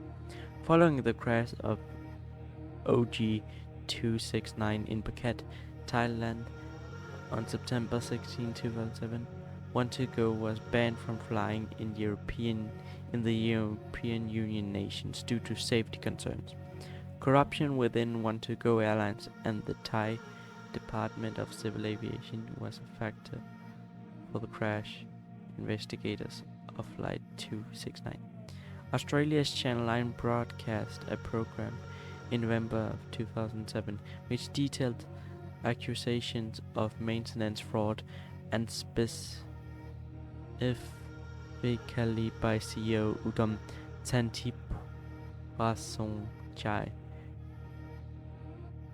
coercion and bribery of pilots to fly excessive hours. The program contained an interview with lead Thai investigator Director General Vuttachai Singhamani as he reviewed the daily flight rosters of Want2Go given to him by reporter Ferguson, documenting the captain and first officer's schedule, showing that both pilots had flown beyond their legal limit for the week and for the month of the crash. Director General Vuttachai said he would demand an explanation for the fraud from Want2Go. In late February of 2008, the victim families, concerned about the impartiality and transparency of the crash investigation, created a website and online petition called investigateudom.com, calling for a proper investigation into the root cause of the crash. The lead Thai Department of Civil Aviation investigation reporting that documents he had received from Want2Go were fiction. The National Transportation Safety Board, which were also investigating the accident, report included the true work rosters obtained by the family of a victim. The United States National Transportation Safety Board, or NTSB, report documented possible check ride fraud among 4 other want-to-go pilots in the months following the crash. The AAIC determined that the cause of the crash was down to multiple errors, included a lack of training and a corrupt cooperation culture at Want-to-Go Airlines. The airline brand was retired in 2010 with all its assets transferred to Orient Airlines. This video was a request from my viewer. Thanks for the request, Rodmunch7278. This is the fall of PSA and the rise of US Air. Pacific Southwest Airlines, also known as PSA, was a regional US airline headquartered in San Diego, California, that operated from 1949 to 1988. It was the first large discount airline in the United States. Kenny Friedkin founded the airline in 1949 with a $1,000 a month leased Douglas DC-3. Friedkin obtained information from a travel agent upon starting the airline due to lessons learned from a failed precursor airline, Friedkin Airlines. The DC-3 began a weekly round trip from San Diego to Oakland via Burbank. Reservations were initially taken at a World War II surplus latrine refitted as a ticket office. In 1951, PSA moved its flight from Oakland to San Francisco International Airport. In late 1955, PSA replaced the Douglas DC-3 with 2 Douglas DC-4s from Capital Airlines, painting rectangles around the windows to make them resemble the newer Douglas DC-6. In January of 1958, PSA scheduled 37 DC-4s a week, Burbank to San Francisco, 29 of which originated in San Diego, and 4 non-stops, San Diego to San Francisco. Fare from Burbank to San Francisco was $9.99. United Airlines, Western Airlines, and TWA then scheduled a total of 241 non-stop flights each week from Los Angeles to San Francisco, plus 49 flights a week from Burbank to San Francisco. About half of these flights by the competition were first class only. The rest carried coach passengers for $13.50. Later in 1958, PSA shifted some flights from Burbank to Los Angeles International Airport. That year it carried 296,000 passengers. In late 1959, PSA began flying Lockheed L-188 Electrics with 92 seats in a 6-seat lounge, replacing the 70-seat DC-4s. In 1963, it got its 6th Electra.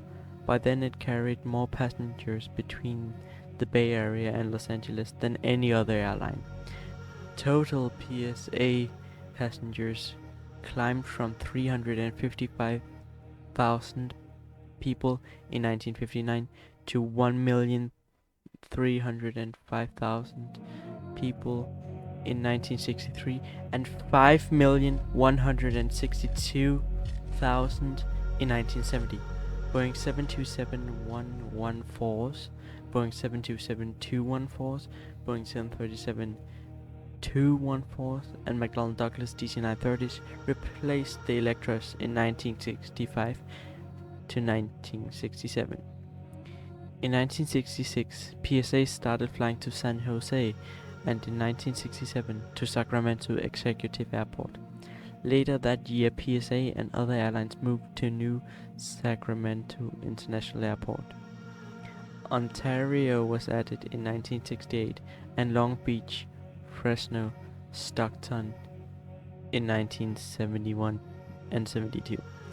In 1976, PSA was finally allowed to use offshore Airway V25 to San Diego, despite being an interstate airline.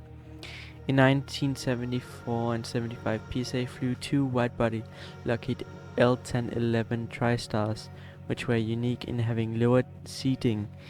They flew Los Angeles to San Francisco and San Diego to Los Angeles to San Francisco.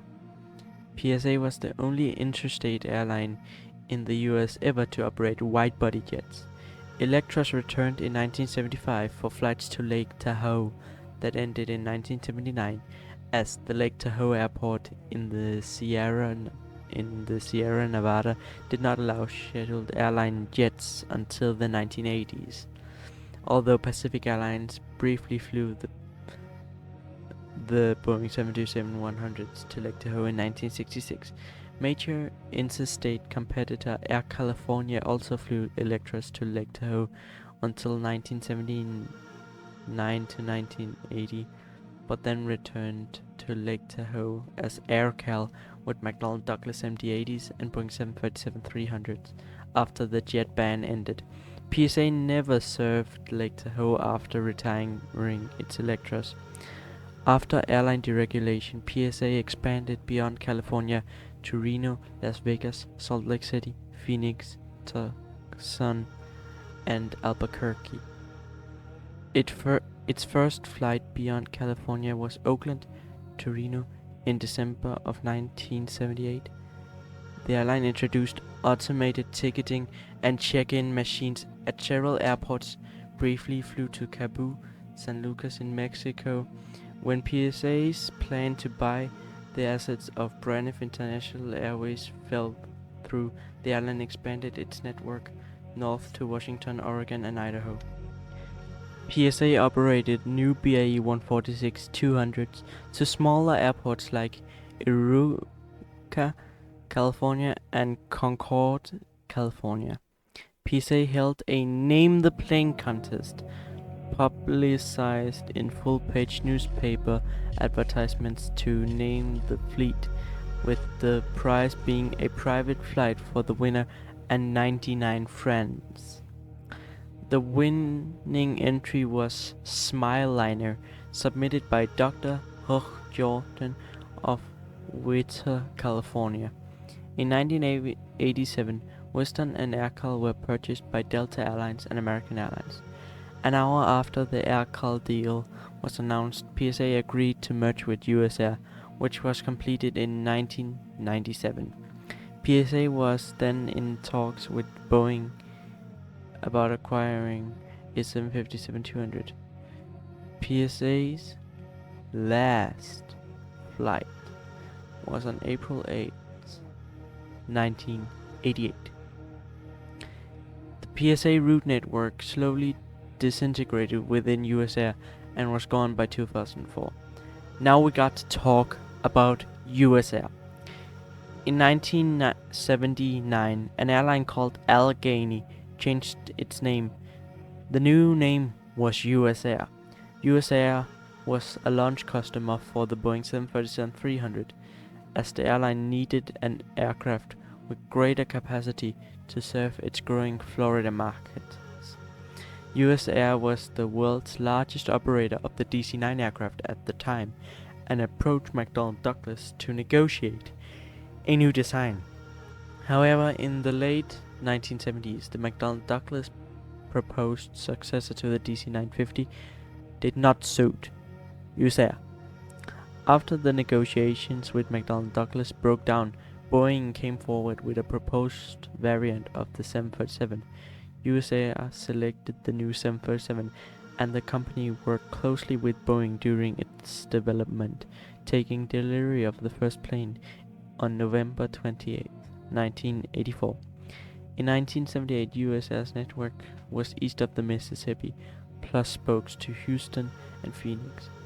It added Dallas, Fort Worth, and Kansas City in 1981, Denver in 1982, and Los Angeles, San Francisco, and San Diego in 1983. It acquired two commuter airlines, Pennsylvania Airlines and Suburban Airlines, in 1985. At this point, US Air also bought PSA. It also bought North Carolina-based Piedmont Airlines in 1987.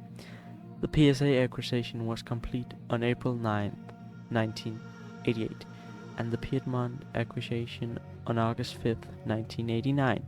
The PSA acquisition gave US Air a network on the west coast, while the Piedmont acquisition gave US Air a strong east coast presence and hubs in Baltimore and Charlotte, which remained hubs for US Air. The Piedmont acquisition in 1989 was the largest airline merger until then, and US Air became one of the world's largest airlines, with more than 5,000 flights daily to 134 airports. In the next few years, US Air closed down PSA's hubs in California and Piedmont's hubs in Dayton and Syracuse, though both remained focus sites. By 1990, the airline had consolidated its new headquarters, moving from Washington National Airport to a new building at Crystal City in Arlington County, Virginia, near the airport. Maintenance and operations headquarters remained at Pittsburgh International Airport. In the early 1990s, US Air expanded to Europe with flights to London, Paris and Frankfurt from its 4 main hubs. The company formed partnership marketing the Trump Shuttle as the US Air Shuttle and accepting a large investment from British Airways that started one of the first transatlantic alliances, resulting in several Boeing 767-200ERs being painted in the British Airways livery but operated by US Air. In 1992, it also invested in a new terminal at its hub in Pittsburgh. In 1996, the alliance between US Air and British Airways ended in a court battle when British Airways announced its intentions to partner with American Airlines. In early 1997, US Air changed its name to US Airways and introduced a new corporate identity. A stylized version of the United States flag was adopted as a new logo. The new branding was applied to terminals and jackets. The airline painted aircraft in deep blue and medium gray with red and white accent lines. At this point, the airline is not called US Air, and therefore that is where the video is going to end, as this was not about US Airways, but about US Air. Air Commerce was a German charter airline that operated for a short time between 1970 and 1972. Now, as some of you that's watching this video might have noticed, I've already made a video about Air Commerce. But I only searched English sources, but then I decided to also search some German sources, and I found that there's a lot more information about Air Commerce on German sources. So I've decided that I'm gonna make this video with more information about Air Commerce. So anyway, let's talk about it. Air Commerce was founded in Hamburg at the beginning of 1970 by private investors. In March of 1970, the company acquired a Vickers Viscount 808C from the Irish carrier Aer Lingus, with which flight operations began in June of 1970. A second machine of this type was taken over in August of 1970. Air Commerce was unable to attract any leading tourism company as a customer. Instead, the company mainly flew occasional services for smaller tour operators and offered special flights for guests, workers, to their home countries outside of holiday periods. In addition, the Vickers Viscounts were also used for international freight transport, although the economic basis was not secured due to the lack of long-term charter contracts. Air Commerce took over 2 used Boeing 707-138Bs from the Pacific Western Airlines on the 24th of March and the 9th of May in 1971. The old aircraft dated from 1959 and were originally delivered to the Australian national airline Qantas. The first charter flight with a Boeing 707 took place in June of 1971 from Hamburg to Reims. The machines were mainly used on flights to Turkey. The company was also able to briefly lease a Boeing 707 to the Indonesian Merpati Nusantara Airlines. The purchase of the maintenance-intensive jet aircraft exacerbated the company's already tense financial situation and prevented its economic restructuring. On the 1st of September 1972, a Boeing 707 was detained in Dublin because the company was unable to pay for a repair carried out by Aer Lingus. The inadequate utilization of the aircraft, the amount of current liabilities, and the fruitless search for new investors meant that flight operations had to be stopped on the 4th of September 1972. Air Commerce was liquidated in January of 1973. Now throughout the years, Air Commerce operated two Vickers Viscount 808C aircraft and two Boeing 707-138B aircraft. The two Vickers Viscounts were returned to Aer Lingus in September of 1972 due to outstanding claims. One of the Boeing 707s registered Delta Alpha Quebec that remained in Düsseldorf was returned to the American lessor Frederick B. Ayer and Associates. The other Boeing 707 Delta Alpha Papa that was stored in Dublin was sold to the same leasing company on the 8th of August 1973. Hi, and welcome to this video. In this video, I, BlueAirways, and I, Aviation, will tell you the story of the wonderful defunct airline Pacific Southwest Airlines, also known as PSA. Founded. PSA was founded in 1949 by the businessman Kenny Friedkin. This was though not Friedkin's first attempt at making an airline. That prize went to Friedkin Airlines. Friedkin Airlines flew between El Centro and San Diego, California. Friedkin had though learned from the failure of Friedkin Airlines, and now he was determined to try his luck in the airline business again. Friedkin marketed the airline as a discount or low-cost airline, believing that if prices were low, people would fly. A fare from San Diego to Oakland would cost just $15.60, which is the same as $200 in 2024. Now you might be thinking to yourself, $200 is not cheap, especially for a low-cost airline like PSA. But what you got to understand is that that was relatively cheap in 1949. PSA started with a single DC-3 which was leased for $1,000 a month, which according to Google is $13,000 in 2024. The DC-3 began a weekly round trip from San Diego to Oakland via Burbank. The airline's reservations office was located in a latrine that had been used in World War II. The latrine had a size of 6 foot by 12 foot, which is the same as 2 meters by 4 meters. PSA decided in 1951 to move flights to San Francisco instead of Oakland. Airlines began to notice PSA and how successful they were with their cheap prices. This caused many airlines to lower their cost to compete with PSA. This did not really go as planned, as passengers who before were scared that the cheaper prices meant something like poorly maintained planes, now seeing the other established airlines cut cost, started believing PSA to be safe.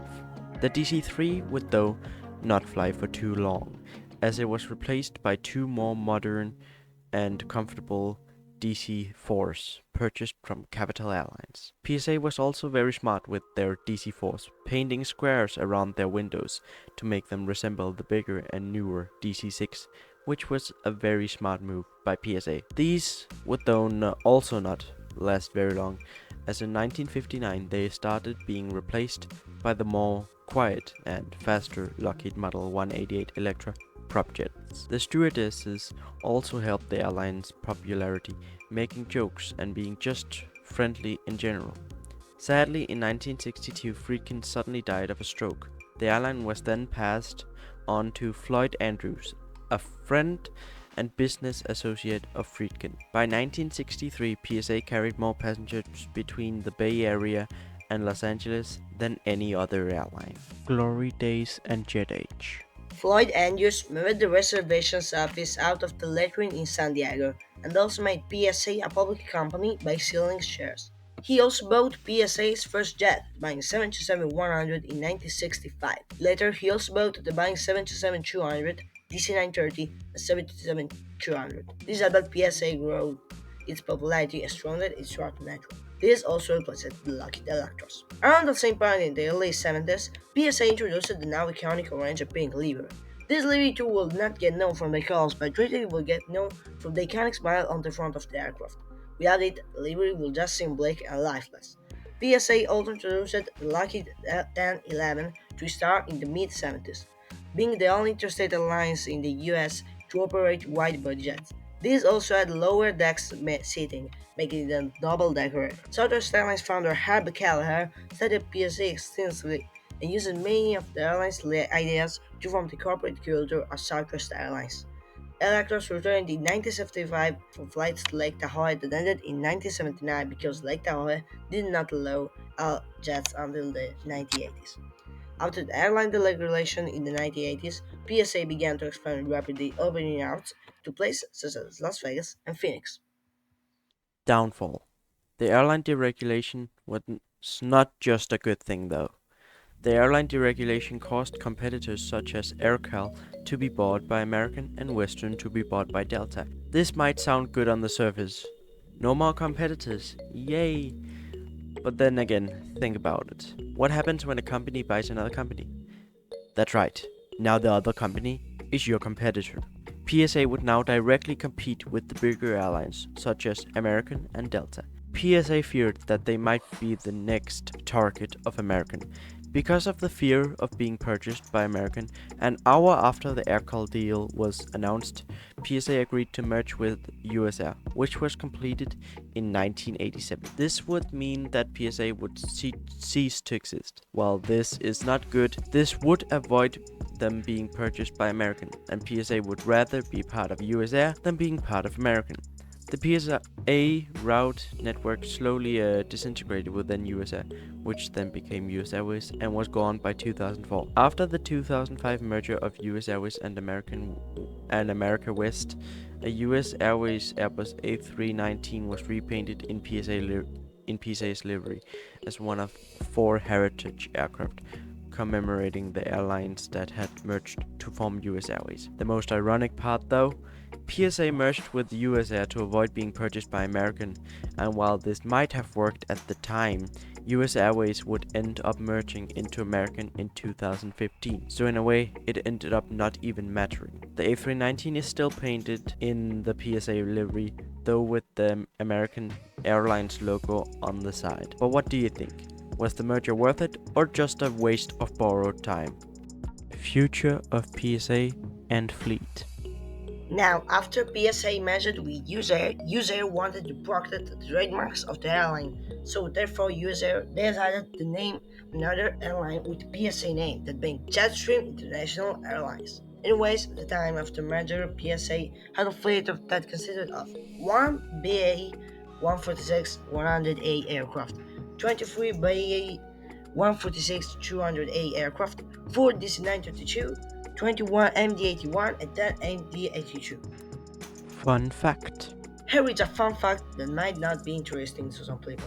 PSA is yet a code of PS is now used by the Ukrainian national line called Ukraine International Airlines. Albanian Airlines was an airline based in Tirana in Albania. It operated scheduled international service. Its main hub was Tirana International Airport, Nene Teresa. And I'm not gonna act like I'm sure that that's the name, because there's some letters here which I don't know how to say. I'm just gonna say what they look like. They look like E's with 2 dots on top. I don't know how they sound like, so I'm just gonna call it Nene. Alright? Alright. Let's talk about it. The airline was initially established in May of 1991 using Tupolev Tu-134 aircraft and operated under the name of Albania Airlines. This was the private airline of politicians for communist Albania. The airline was later renamed to Albanian Airlines in May of 1992 and started open operations to the public on the 20th of June 1992. The renamed airline was formed as a joint venture between the Albanian state-owned Alp Transport and Tyrolean Airways of Austria. Albanian Airlines operated a single Austrian-registered de Havilland Canada -8-102, flown by Canadian pilots and maintained by Canadian engineers. Tyrolean opted out of the relationship in 1997, taking back the single -8. Albanian Airlines was privatized in the same year and sold to Kuwait-based M.A. Kharafi and Sons Group.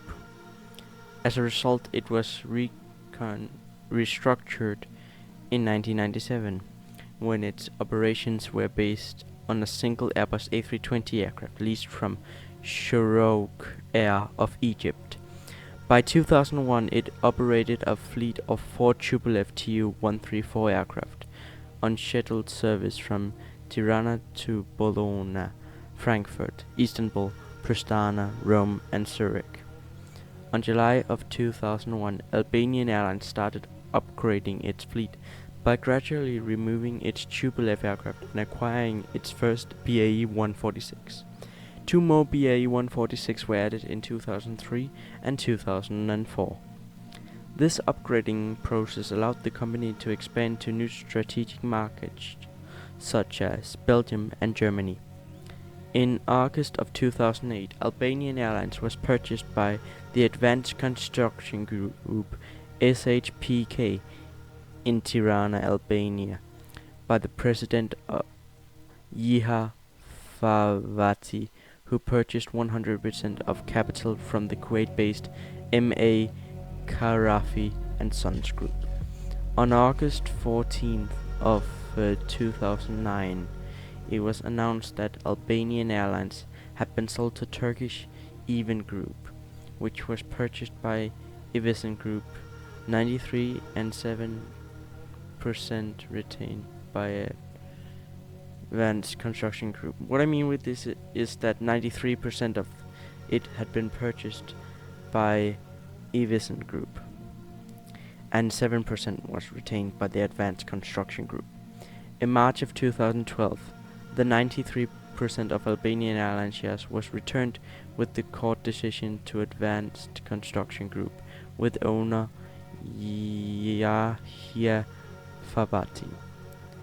Now Advanced Construction Group owns 100% of its shares. With this investment came a new logo, addition of destinations, and an addition of aircraft to the existing fleet. In 2009, the carrier saw the addition of aircraft, 2 Boeing 737 as well as 1 Boeing 757, all of which were leased from Air Slovakia. On October 9th, 2009, it was announced that Albanian Airlines would soon open new destinations to Paris, Amsterdam, Milan, Rome, Athens, Jeddah, Beijing, and later the United States of America.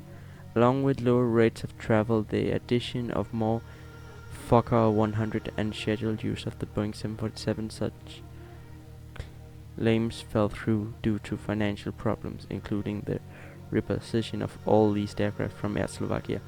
And in 2011, the airline ceased operations. In October of 2011, the Albanian Airlines fleet consisted of these following aircraft with an average age of 22.5 years.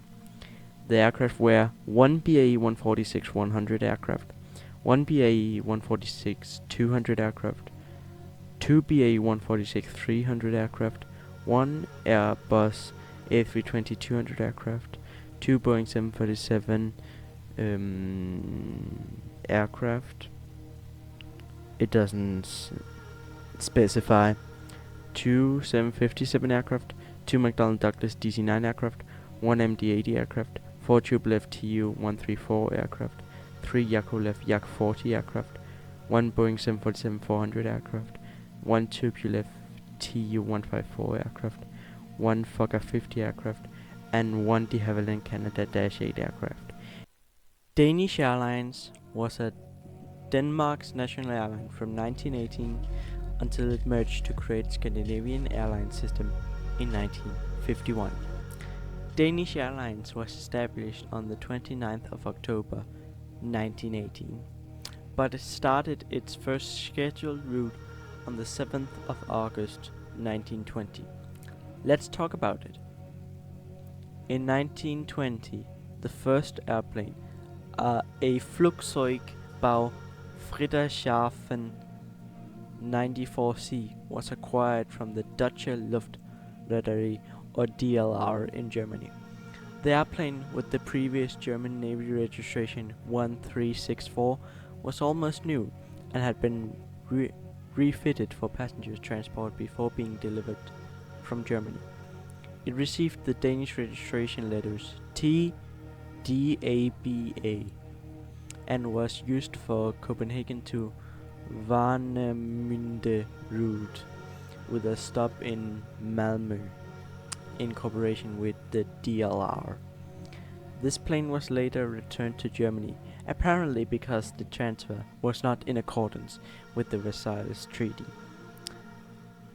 In 1921, another 94 seaplane from DLR was acquired as a replacement for the first, with the previous German Navy registration of 3078. For unknown reasons, this airplane used the same Danish registration of TDABA. In the early 1920s, the airline relied on 4 chartered Fokker Grölich F111 aircraft, but also Dornier Comet and Junkers F-13s and the Airco DH-9, also known as the de Havilland DH-9.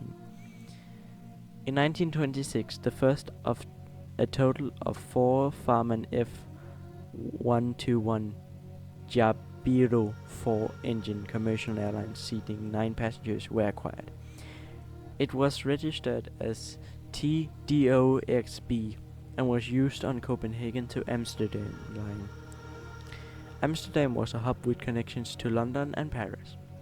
The aircraft were written from use in 1928 and 1929 and broken up by 1931. In the late 1920s, Fokker FVII single-engined airliners replaced the somewhat problematic and expensive to operate Farmans. In 1933, the airline got the first of 2 16-passenger Fokker FXII airliners. They were built under license by Ahlswerftet. Both aircraft were scrapped by 1946. In 1938, 2 Fokker Wolf FW200 Condor 26-passenger airliners were acquired. One Dania was seized by the British after Denmark was invaded by German forces in 1940 and damaged beyond repair in 1941. The other, Jutlandia, survived the war and continued in Danish airline service until damaged beyond repair at Nordholt in 1946. From my knowledge, the airline also used the Douglas DC-3 or its C-47 version. How do I know this? Well, I've been inside one. Not while the airline was operating, obviously I wasn't even born at that point, but in a museum. Anyways, let's continue. In 1946, the airline started intercontinental traffic in cooperation with the Norwegian Airlines. It's written in Danish and I tried to translate it into English, but I couldn't. I'll just say it in Danish. Traffic in cooperation with the norske luftfartskab and Svensk Intercontinental Lufttrafik in an SAS agreement. In October 1st, 1950, representatives from the 3 airlines signed a consortium agreement where they appointed SAS to run the airline operations. Danish Airlines thus changed status from being an active airline into becoming a holding company for the Danish interest within SAS. Orient short, the airline merged with the two airlines to form Scandinavian Airline System, also known as SAS. Hughes Airwest was a regional airline founded in 1968 in the western United States, backed by Howard Hughes. Let's talk about it. On April 17, 1968, three local service airlines in the western United States merged to form Airwest. Those three airlines were Pacific Airlines, Bonanza Airlines, and West Coast Airlines. The initial Airwest fleet included Boeing 727-100s, Douglas DC-9s, Fairchild F-27s, and Piper Navarros. The first new addition to the Airwest fleet was a McDonnell Douglas DC-9-30, which had been ordered by Bonanza Airlines. The original headquarters were in two buildings in downtown San Mateo, California, on the San Francisco Peninsula. Hungry for another adventure in the airline industry, TWA's former owner, Howard Hughes, sought the airline in 1968, and the $19 million deal was finalized in April of 1970. Renamed Hughes Airwest, its call sign became Hughes Air, and the airline expanded to several cities in western United States, Canada, and Mexico. With the new yellow paint scheme unveiled in September of 1971, the airline began calling itself Hughes Airwest, with two words instead of the initial three. Around this time, the airline had gotten a new headquarters. Its new headquarters were located in San Mateo. The airline scheduled the move to a new headquarters in late August 1973. The complex was on a hill overlooking San Mateo and San Francisco Bay. The airline relocated two departments from the offices at San Francisco International Airport, flight control, and reservations. Hughes Airways planes were recognizable by their banana yellow fuselage and tail colors. Their airplanes were often dubbed Flying Bananas, and their airline launched an advertising campaign with the catchphrase "Top Banana in the West." Yes, yes, we are top banana, that's us, Hughes Airwest. We'll greet you and seat you, go all out to treat you to top banana service. Yes, yes, yes, yes, yes, yes, yes, we are top banana, 'cause we make you a top banana too. Yes, yes, yes, yes, you are top banana, when you're flying with us, Hughes Airwest. Yes! Most nicknames given to Hughes Airwest airplanes in aviation books and magazines have to do with bananas. Apart from their all-yellow scheme, the airplanes also featured a blue logo on the vertical stabilizer that resembled three diamonds connected. The name Hughes Airwest in stylized lettering was featured unconventionally below the front passenger windows. This livery was devised by the Southern Californian design firm of Mario Armand Zamparelli, following the crash of Flight 706 in June of 1971, caused by a mid-air collision with a U.S. Marine Corps F-4B jet fighter near Duarte, California. The airline participated in some movies in the 1970s, notably The Gauntlet with Clint Eastwood and Sondra Locke in 1977. Eastwood's character arrives in Las Vegas from Phoenix on the airline, and when he phones the airport for flight departure times, Locke's character sarcastically called the airline Air Worst. Also in 1977, the airline was operating service from both Burbank and Orange County to Denver via an interchange flight agreement with the original Frontier Airlines. Hughes Airways soon introduced its own jet service to Denver from a number of locations. Like other local service airlines in the 1970s, Hughes Airwest eliminated many stops and opened longer routes. Service expanded to resorts in Mexico. Domestic routes didn't reach east of Utah and Arizona until Denver, Des Moines, Milwaukee, and Houston Hobby Airport were added in 1978.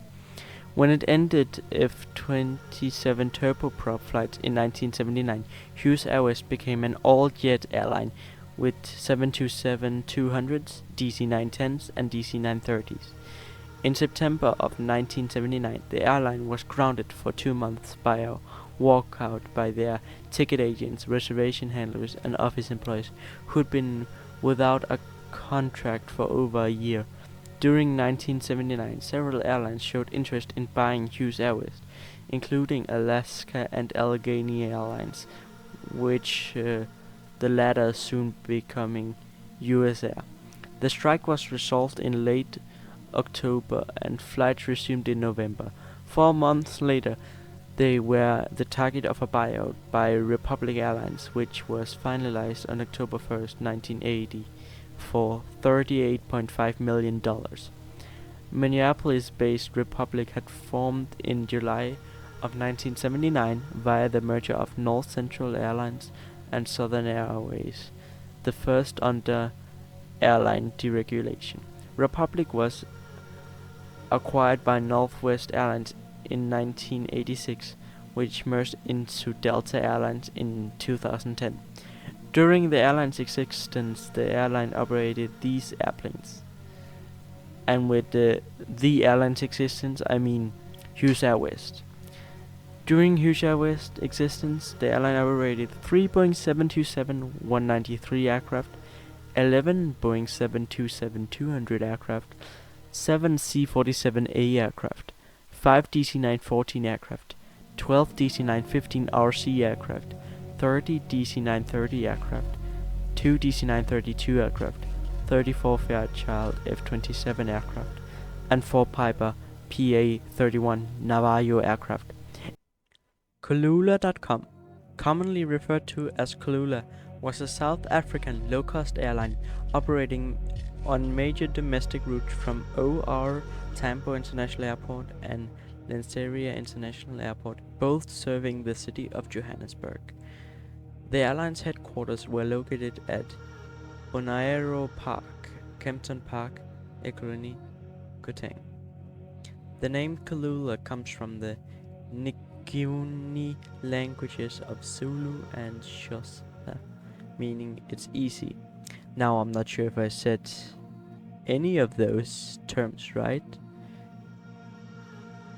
because I'm not South African, so I don't know if I said those things right, so yeah. Bear with me if I said something wrong. Kulula suspended operations on the 1st of June 2022. Pending securing of additional funding, the company was placed into liquidation on the 9th of June 2022. Let's talk about it. Anyways, before the video starts, I just want to say that I actually have a model of a Kulula Boeing 747-400, and I'll just show you it quickly. Here's the footage.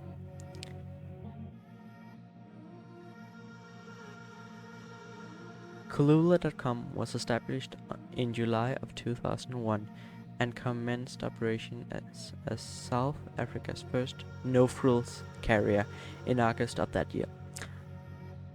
The stated aim was to position Kulula.com as more than just an airline brand, but to include booking, paying, and making the complete travel experience affordable. In 2010, Kulula.com was forced by FIFA to stop a campaign describing itself as the unofficial national carrier of you-know-what, which took place not next year, not last year, but somewhere in between, obviously referring to the 2010 FIFA World Cup, which took place in South Africa at that time. Another advert announced affordable flights to everybody except Sepp Blatter, the FIFA president, who was offered a free seat for the duration of that thing that is happening right now. In July 2012, Kalula.com announced that it was operating the first of 7 brand new Boeing 747-800s, with 3 to be in operation before the end of that year, and the remaining 4 to be delivered in 2015 and 16. Kalula.com and parent company Comair suspended operations towards the end of March 2020 due to financial constraints caused by the COVID-19 pandemic. The airline resumed operations in September of 2021. On the 1st of June 2022, Kalula.com suspended all flights again and entered business rescue. Kalula.com was accused of using a sale a day before to raise cash before stopping flights. Since suspension, only people who booked through Discovery Vitality were given the opportunity to obtain a refund. On the 9th of June 2022, the business rescue practitioners announced that there was no reasonable prospect of rescue of either Kalula or Comair, and that the companies be placed into liquidation, ending Kalula.com's operations. Lauda Air Luftfahrt GmbH, branded as Lauda Air, was an Austrian airline headquartered at Vienna International Airport in Schwechat. It was owned by Niki Lauda during much of its existence, later becoming a charter airline subsidiary for leisure operations of Austrian Airlines. On the 6th of April 2013, Lauda Air ceased to exist and was replaced by Austrian My Holiday, a new brand name that is used for flights and leisure offers provided by Austrian Airlines. Let's talk about it. Now, before this video starts, I just want to say that I am currently sick. So, if my voice sounds a little bit like I have a stuffy nose, it's because I do have stuffy nose right now. My nose is running. I'm sick right now. So please keep that in mind. If I make any mistakes or I sound worse than I normally do, please keep that in mind. Anyway, let's start with the story. Now, if some of you have heard about Lauda Air, you probably heard of it because of the crash of Lauda Air Flight 004, which crashed on the 26th of May 1991. Now, if you want me to make a video about it, I will. Lauda Air was established in April of 1979 by former Formula 1 World Motor Racing champion Niki Lauda and started operations in 1985, initially operating as a charter and air taxi service. One of the first jetliner types used by Lauda Air was the British Aerospace Corporation BAC 111 Series 500, with these aircraft being leased from the Romanian airline Tarom. It opened its headquarters in the Lauda Air building in Schwechat, Austria. Scheduled operations were licensed and initiated in 1987, and in 1990 license for international flights were obtained. In 1989, Lauda started its first long-haul flights from Vienna to Sydney and Melbourne via Bangkok. In the 1990s, it started to fly its Sydney and Melbourne flights via Kuala Lumpur and Bali. Daily flights to Dubai, Cuba and Miami via Munich followed. Lauda Air became a wholly owned subsidiary of Austrian Airlines in December 2000 and employed 35 people as of March 2007. In 2005, the flight operation merged with Austrian Airlines, and the label Lauda Air operated charter flights within the Austrian Airlines group. At an AAG board meeting in November of 2006, plans were approved to retire the Airbus widebody fleet by mid-2007 and to operate with just a Boeing 767 and Boeing 777 fleet. As a result of subsequent fleet cuts, Austrian Airlines suspended some long-haul services and Lauda Air withdrew from the long-haul charter market over the next year. This led to a refocus on the short to medium haul market and led to the addition of a 737-800 to take over most of the charter routes. Lauda Air also had an Italian subsidiary, Lauda Air Italy, which ended its operation in 2003. Now the story of Lauda Air Italy is so short that I'll just tell the story of it right now. Lauda Air Italy was an Italian leisure charter airline headquartered in Milan and based at Milan Malpensa Airport. The airline was a sister company of the Austrian Lauda Air and operated long-haul charter services to the Caribbean, South America, Africa, the Maldives and Thailand, mainly out of Milan Malpensa Airport. Lauda Air Italy was merged into the then newly established Livingston Energy Flight in 2003. Now, during its existence, Lauda Air Italy operated the following aircraft: 6 Boeing 767-300 aircraft, 2 Canada CJ-100 aircraft, also known as the Bombardier CJ-100 aircraft, and 1 Learjet 60 aircraft. Now back to Lauda Air. Lauda Air was officially merged into Austrian Airlines on the 1st of July 2012. All aircraft within the group were transferred to Austrian Airlines on the 1st of July 2012 to be able to take advantage of Austrian Airlines structure. There are still Lauda liveries in use to this day. The brand was retired at the start of the summer flight schedule on the 31st of March 2013 and was replaced by the Austrian Airlines My Holiday. It is no longer an airline but a branding that used to sell Austrian Airlines own leisure offers. Now throughout the years, Lauda Air operated the following aircraft: Airbus A320-200 aircraft, BAC 111-500 aircraft, Boeing 737-200 aircraft, Boeing 737-300 aircraft, Boeing 737-400 aircraft, Boeing 737-600 aircraft, Boeing 737-700 aircraft, Boeing 737-800 aircraft, Boeing 767-300 ER aircraft, Boeing 777-200 ER aircraft, Bombardier CJ-100 aircraft, and the Fokker F-27 Friendship aircraft. Lauda Air also operated a fleet of 3 small jets, a Cessna Citation II aircraft with 9 seats, a Bombardier Lear 60 aircraft with 7 seats, and a Dassault Falcon 20 aircraft with 12 seats. These were available for private charter flights. Orient Thai was a Thai airline with its headquarters in Klong Toi in Bangkok.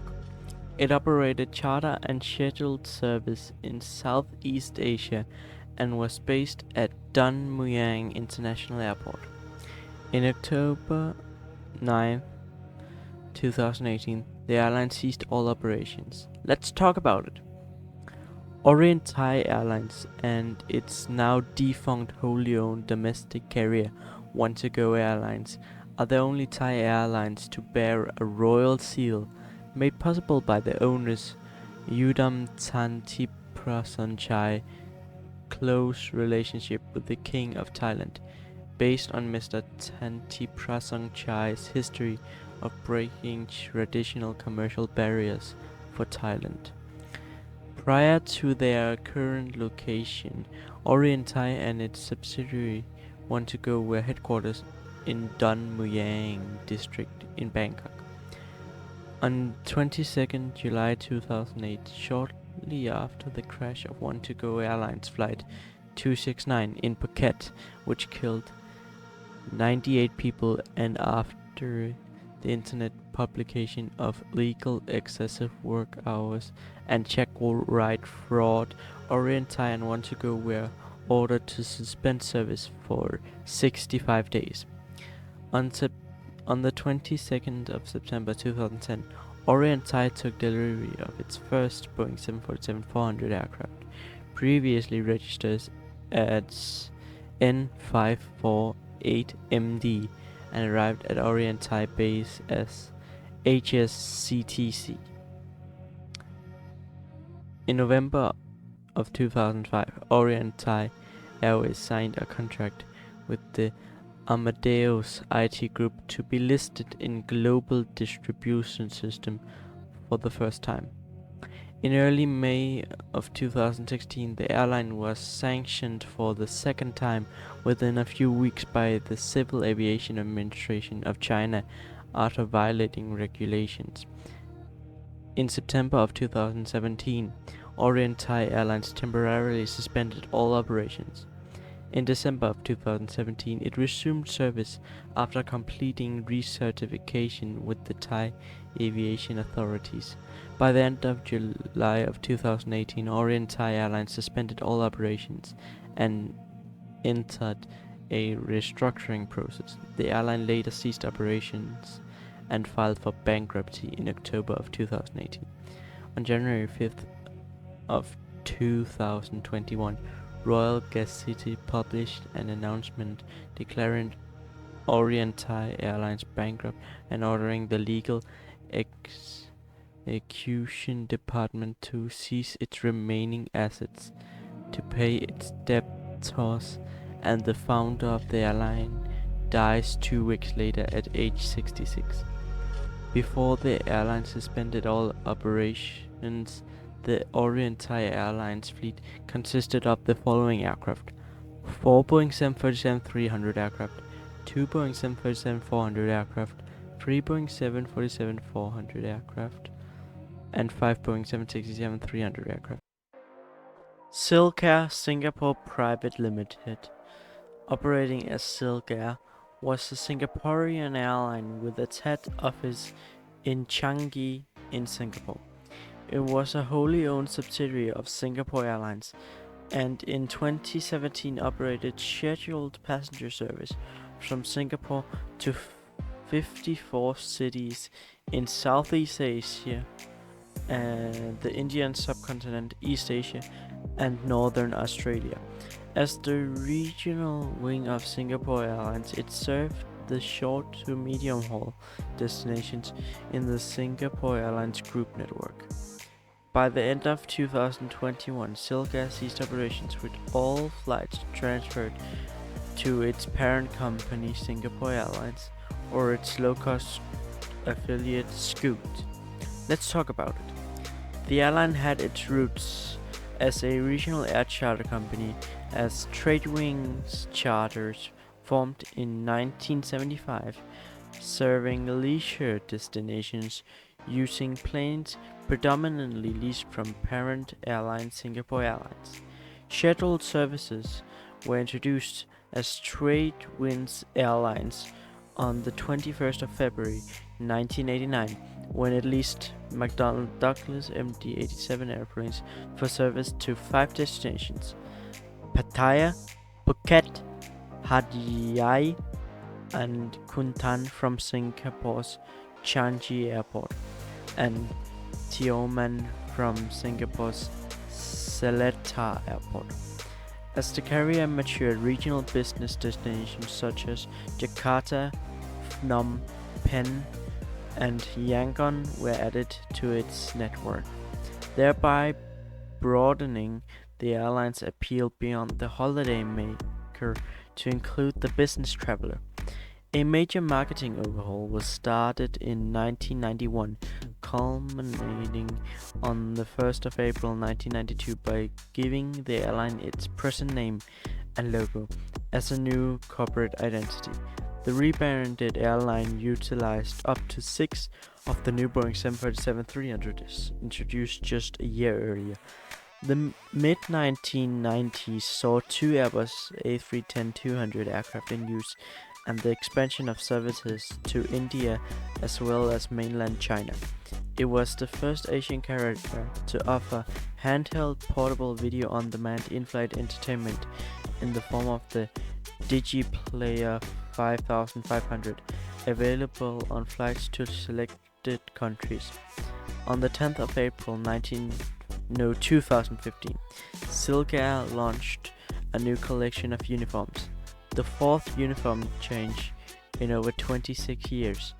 There are 2 variations of the uniform: aqua blue for junior crew and a plum red version for senior crew. Both variants are accompanied by a dark blue skirt. For the year ending 31st of March 2015, the airline flew over 3.5 million passengers and made an operating profit of over 40.8 million Singaporean dollars or Singapore dollars. SilkAir announced the appointment of Mr. Fo Chai Woo as chief executive as of May 2016, succeeding Mr. Leslie Ting. On the 29th of October 2017, SilkAir took over Scoot services to Yangon. With the transfer, the airline boosted its Yangon operations to 15 non-stop services a week. On the 30th of October 2017, SilkAir launched its inaugural flight to Hiroshima, marking the first Japanese destination that SilkAir has added to its network. On the 22nd of November 2018, SilkAir announced plans to transfer 17 routes to Scoot, including Luang Prabang, Chiang Mai, Kota Kinabalu, Yogyakarta, and Wuhan over the months of April 2019 to July 2020.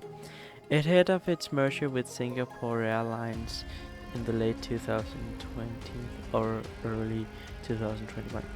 By the end of 2021, SilkAir had ceased operations and gradually finished integration into its parent company Singapore Airlines, ending its operations. Through the years, SilkAir operated these types of aircraft: 1 MD-87 aircraft, 2 A310-200 aircraft, 8 A319-100 aircraft, 19 A320-200 aircraft, 6 737-300 aircraft, 17 737-800 aircraft, 6 737 MAX 8 aircraft, and 2 Fokker 70 aircraft. TransAsia Airways was a Taiwanese airline based in Naihu district in Taipei. Though the company started its operations focusing mainly on the Taiwanese domestic market, it operated on many scheduled international routes and focused mainly on Southeast and Northeast Asia and cross-strait flights at the time of closure. TransAsia suspended operations and shut down indefinitely on the 22nd of November 2016 after a pair of hull loss incidents that occurred within months. Its low-cost subsidiary V-Air had already ceased operations in October of 2016. Let's talk about it. On the 21st of May 1951, Hughes Airlines was formed as the first private civil airline in Taiwan, flying the Taipei to Hualien to Taitung to Kaohsiung route. It also served as local agent for foreign airlines and provided airport ground handling service for foreign airlines. On the 16th of October 1958, the management of the airline decided to concentrate its attention on the agency business, ceasing domestic services and strengthening the agency business. It established its airline meal catering service at Songshan Airport in 1966. The airline completed a restructuring in 1983, and in 1988 domestic flights resumed after a 30-year absence from the market. In 1991, the first ATR-72 aircraft joined the airline. Upon launching international routes in January 1992, the English translation changed to TransAsia Airways instead of Hughes Airlines, while the Chinese name remained the same. Anyways, if you're enjoying the video so far, please drop a like and a comment and maybe subscribe. Anyways, back to the video. In 1992, unscheduled charter service to international destinations, including Lauda Manila, Cebu, Phnom Penh, Surabaya, Yangon, Phuket, Da Nang, and Manado started. The Airbus A320 joined the fleet, becoming the airline's first jet aircraft. In 1995, the first scheduled international service started to Macau and Surabaya. In early 2012, the airline was reported to be considering an order for Airbus A380 aircraft to facilitate expansion to the United States. On the 1st of November 2011, TransAsia Airways listed on the Taiwan Stock Exchange. In May of 2013, the headquarters moved from Datong District, Taipei to Naihu District in Taipei. In January of 2014, the airline announced plans to launch a budget airline named Air. It commenced operations in December of that year. The budget airline closed on the 1st of October 2016 and merged with TransAsia on the 21st of November 2016 due to financial crisis caused by the crash of Flight 222 and Flight 235. The airline suspended all operations and refunded ticketed passengers. The trading of its stock was suspended simultaneously. The next day, the airline announced an indefinite suspension of operations and refunded all passengers with outstanding tickets. As of 2017, some routes operated by TransAsia Airways have been repoed by Eva Air, specifically Taipei, Songshan to Chongqing, Hangzhou, and Tianjin. On the 11th of January 2017, the company shareholders voted to liquidate the airline. On the 29th of June 2018, the company entered bankruptcy and its license was permanently revoked on the 1st of July. At the time the airline suspended its operations, the TransAsia Airways fleet consisted of the following aircraft: 7 ATR 72-600 aircraft. Other than that, the TransAsia Airways fleet had operated the following aircraft through its operational history: Airbus A320 aircraft, Airbus A321 aircraft, Airbus A330 aircraft, and ATR 42 aircraft.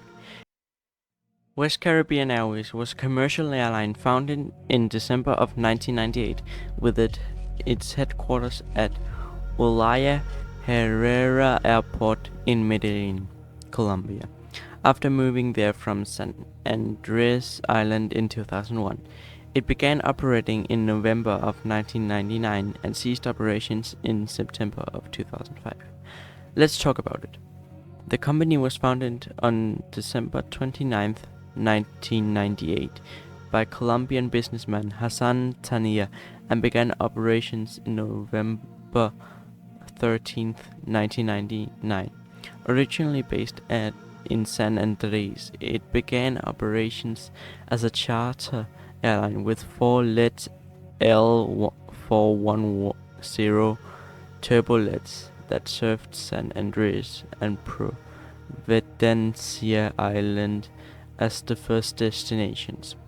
In 2000, West Caribbean Airways added flights to Cartagena, Monteria, and Barranquilla with leased ATR 42s, and also expanded to international routes to Varadero in Cuba and Panama City in Panama and San Jose in Costa Rica. The next year, a group of investors acquired the airline and relocated its headquarters to Medellin. This put it in competition with ACES and Avianca. The airline expanded very rapidly and acquired 3 McDonnell Douglas MD-80s, which operated various international and regional routes.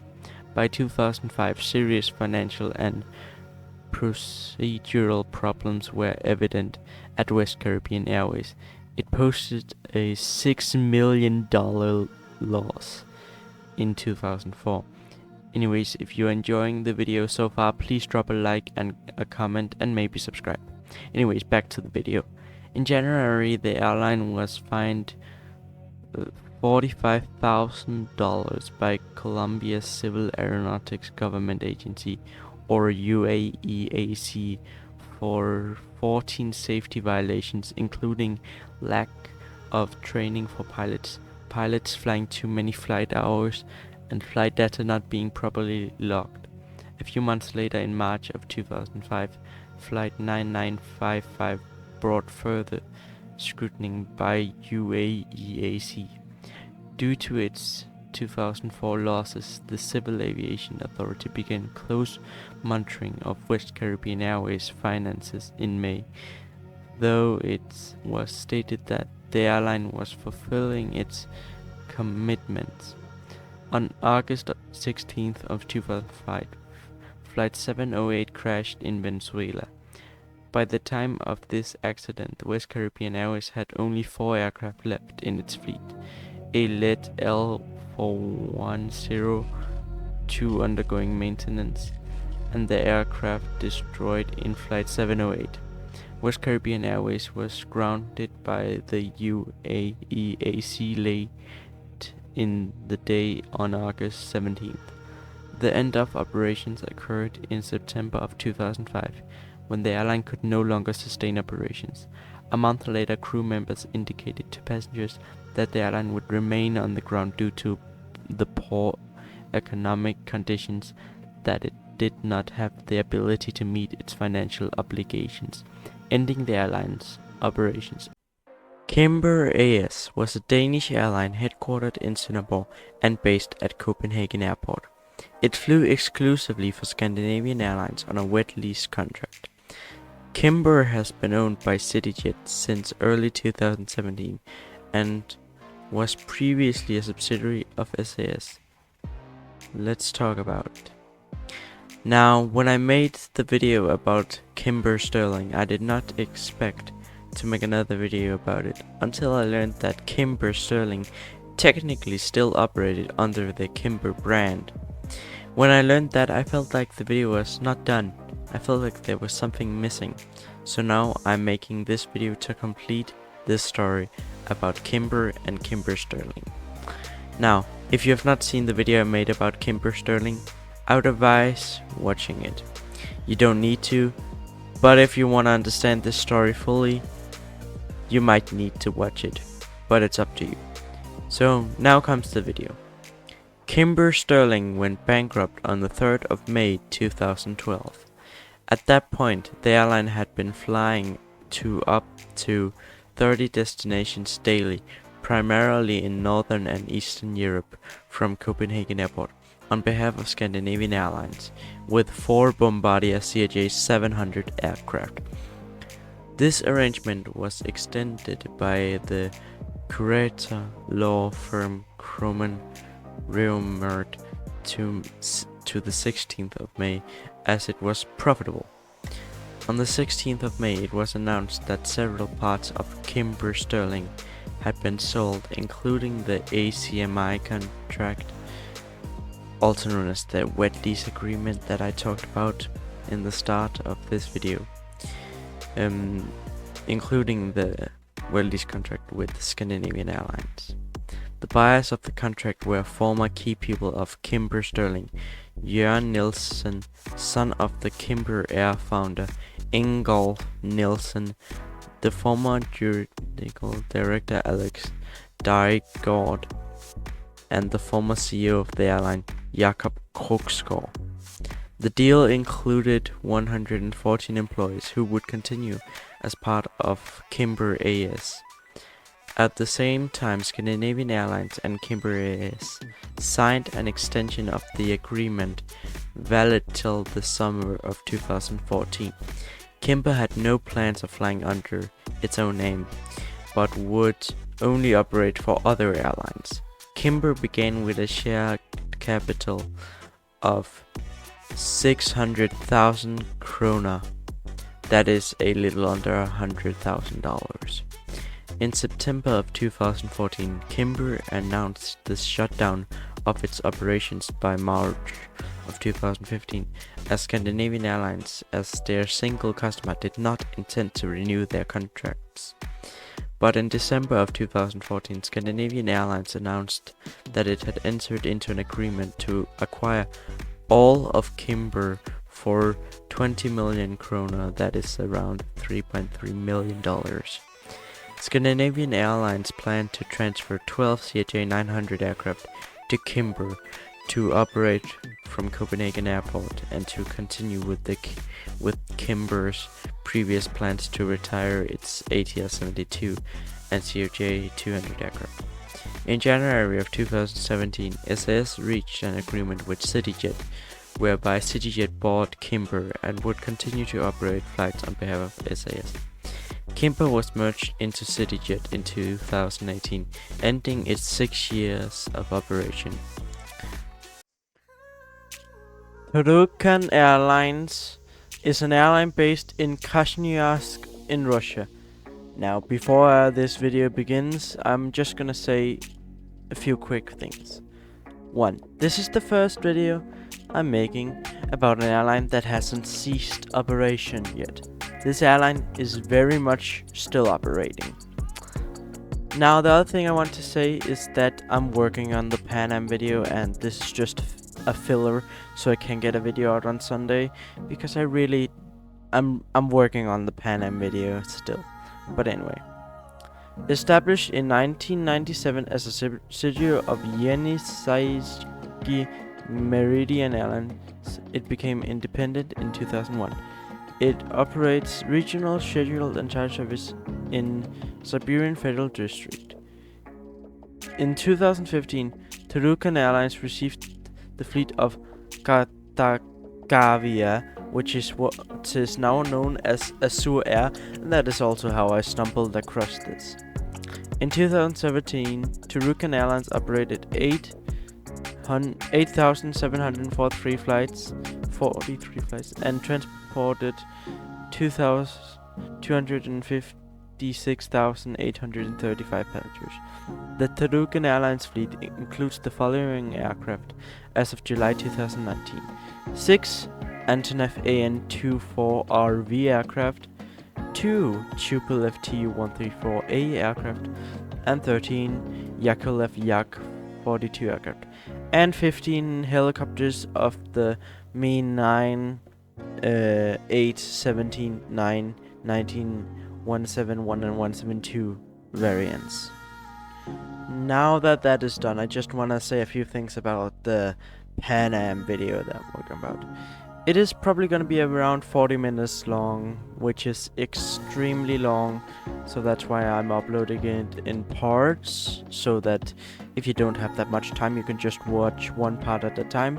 And the second thing I am going to say is that I'm really working hard on the video, and I would appreciate if you go watch part 1 and maybe part 2 and 3 when it comes out, and I'm probably also gonna make 4 parts of around 10 minutes, so yeah. Thanks for watching. West Air Luxembourg was a subsidiary of Fast Logistics Luxembourg. The company was founded in 2002 by West Air Europe and operated mainly as an air feeder for express mail companies such as TNT, DHL, FedEx, and UPS. Prior to its sale and dissolution in 2014, the company operated a fleet of 15 BAE ATP and 1 ATR-72. Let's talk about it. West Air Luxembourg was founded in 2002 by West Air Europe as a sister company to West Air Sweden, both to avoid the increasing labor costs of its Swedish operations and to move closer to the operational and decision centers of most of its customers. Over time, most of the West Air Sweden fleet was transferred to the West Air Luxembourg's Air Operator Certificate, but the principal activity remained providing feeder services to the major overnight express carriers. In 2011, parent company West Air Europe agreed to merge with Atlantic Airlines to form West Atlantic. In October of 2013, West Atlantic announced the sale of its West Air Luxembourg subsidiary to Fast Logistics Luxembourg. Before the sale, West West Atlantic moved all but one aircraft in the West Air Luxembourg fleet to the Air Operator's Certificate of West Air Sweden. Orange Air LLC was an American charter airline that began service in 2014. It was based at Orlando Stanford Airport and was headquartered on the grounds of the airport through its short time in operation. Orange Air began operating sports charters in late 2014. It began its first public charter service in May of 2015, operating for Branson Air Express on a Cincinnati to Branson to New Orleans to Cancun routing. But on October 5th in 2015, the Cincinnati leg was terminated, and the Branson to New Orleans and Cancun portion of the route was transferred to Elite Airways.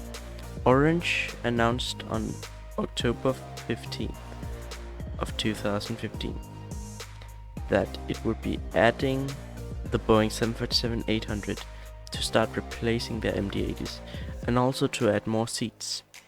The number of orders was not announced. Orange has said that the Boeing 747 is the industry-leading aircraft, is fuel efficient, and is happy to operate the aircraft. However, Orange Air never took delivery of any 747s. The airline laid off most of its staff in August of 2016 and returned its operating certificate to the FAA in April of 2017. Now throughout the years, Orange Air operated a fleet of MD-80 aircraft. At one point it operated as many as 5, and a fun fact is that one of their MD-80s that never entered service with them, which is a very special MD-82. That MD-82 was the exact MD-82 that crashed as Red Air Flight 203, which I just thought was a strange coincidence. Wings of Bornholm was a Danish airline operating from the island of Bornholm in Denmark. The airline was owned by Swedish Wings of Europe, Sverige Flyg, and 9 companies from Bornholm. Tickets went on sale starting on the 10th of July 2009 for the airline's first flight between Bornholm Airport and Copenhagen Airport, and on the 23rd of August 2009. On the 12th of April 2010, the airline announced they would cease flights on the 30th of April 2010. The company did not own the aircraft. Swedish company Aviation was responsible for operating the flights and ran them under the same codes and call signs as Aviation's Nordic flights. Aeroflight GmbH & Co. Luftverkehrs KG was an airline based in Obersel, Germany. It operated international charter passenger service. The airline was established and started operations on the 26th of March 2004. Aeroflight started from the charter airline Aeroflight, which had ceased operations in October of 2003. Aeroflight ceased operations on October 30th of 2005. The airline's assets were subsequently bought by the Iceland-based Avian Group in a deal that took effect in early 2006. Aeroflight operated services to the following international scheduled destinations in 2005: Adana, Alicante, Ankara, Cairo, Catania, Düsseldorf, Frankfurt, Fuerteventura, Hurghada, Istanbul, Luxor, Munich, Prestana, Santa Cruz de la Palma, Sarajevo, St. Petersburg, Stuttgart, and Tivat. The Aeroflight fleet consisted of the following aircraft before it ceased operations in late 2005: 4 A320-200 and 2 A321-200s. The A321-200 was transferred to AirBlue, and one later crashed as AirBlue Flight 202, which I think that's interesting. Air Commerce was a German charter airline that operated for a short time between 1970 and 1972. Now, there's not a lot of history of the airline that I can find or that I know of, so this will not be a very long video, but anyways, let's talk about it. Air Commerz was set up in Hamburg in early 1970. The airline got the first of its two Viscounts from Aer Lingus in March and commenced operations in June of 1970. The airline's official home base was Düsseldorf Airport, although most flights were flown out of Hamburg Airport. The flights were all charter flights. In March and May of 1971, Air Commerz received two Boeing 707s from Pacific Western Airlines. The jets were introduced into service in June of 1971 on a flight from Hamburg to Reims. Due to financial problems, the airline ceased operations in September of 1972. Air Commerz was dissolved in January of 1973. Throughout the years, Air Commerz operated two Vickers 808 Viscounts and two Boeing 707-138Bs. Air 7 is a Danish charter airline operated under Copenhagen Air Taxi's Air Operator Certificate. It's owned by the Danish tour group Primo Tours. Air 7 offers holiday charter, ad hoc charter, and ACMI leasing services with focus on tourist charters. It was founded in 2020 during the COVID-19 pandemic. The airline is based at Roskilde Airport. On the 3rd of December, Air 7 received its first two 737-400 aircraft, with the registration OYASA and OYASB, dating from 1990 and 1992 respectively. Both planes are equipped with seating for 168 passengers. 2 years later, in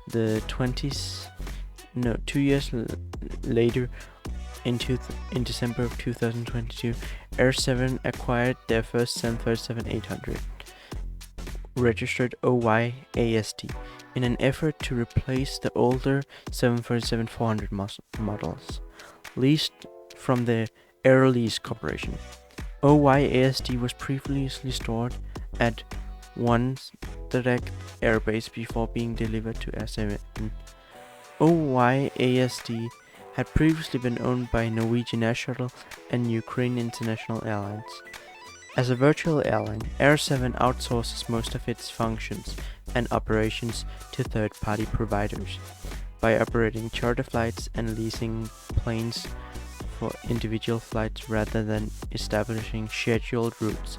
The fleet is being operated by Copenhagen Air Taxi.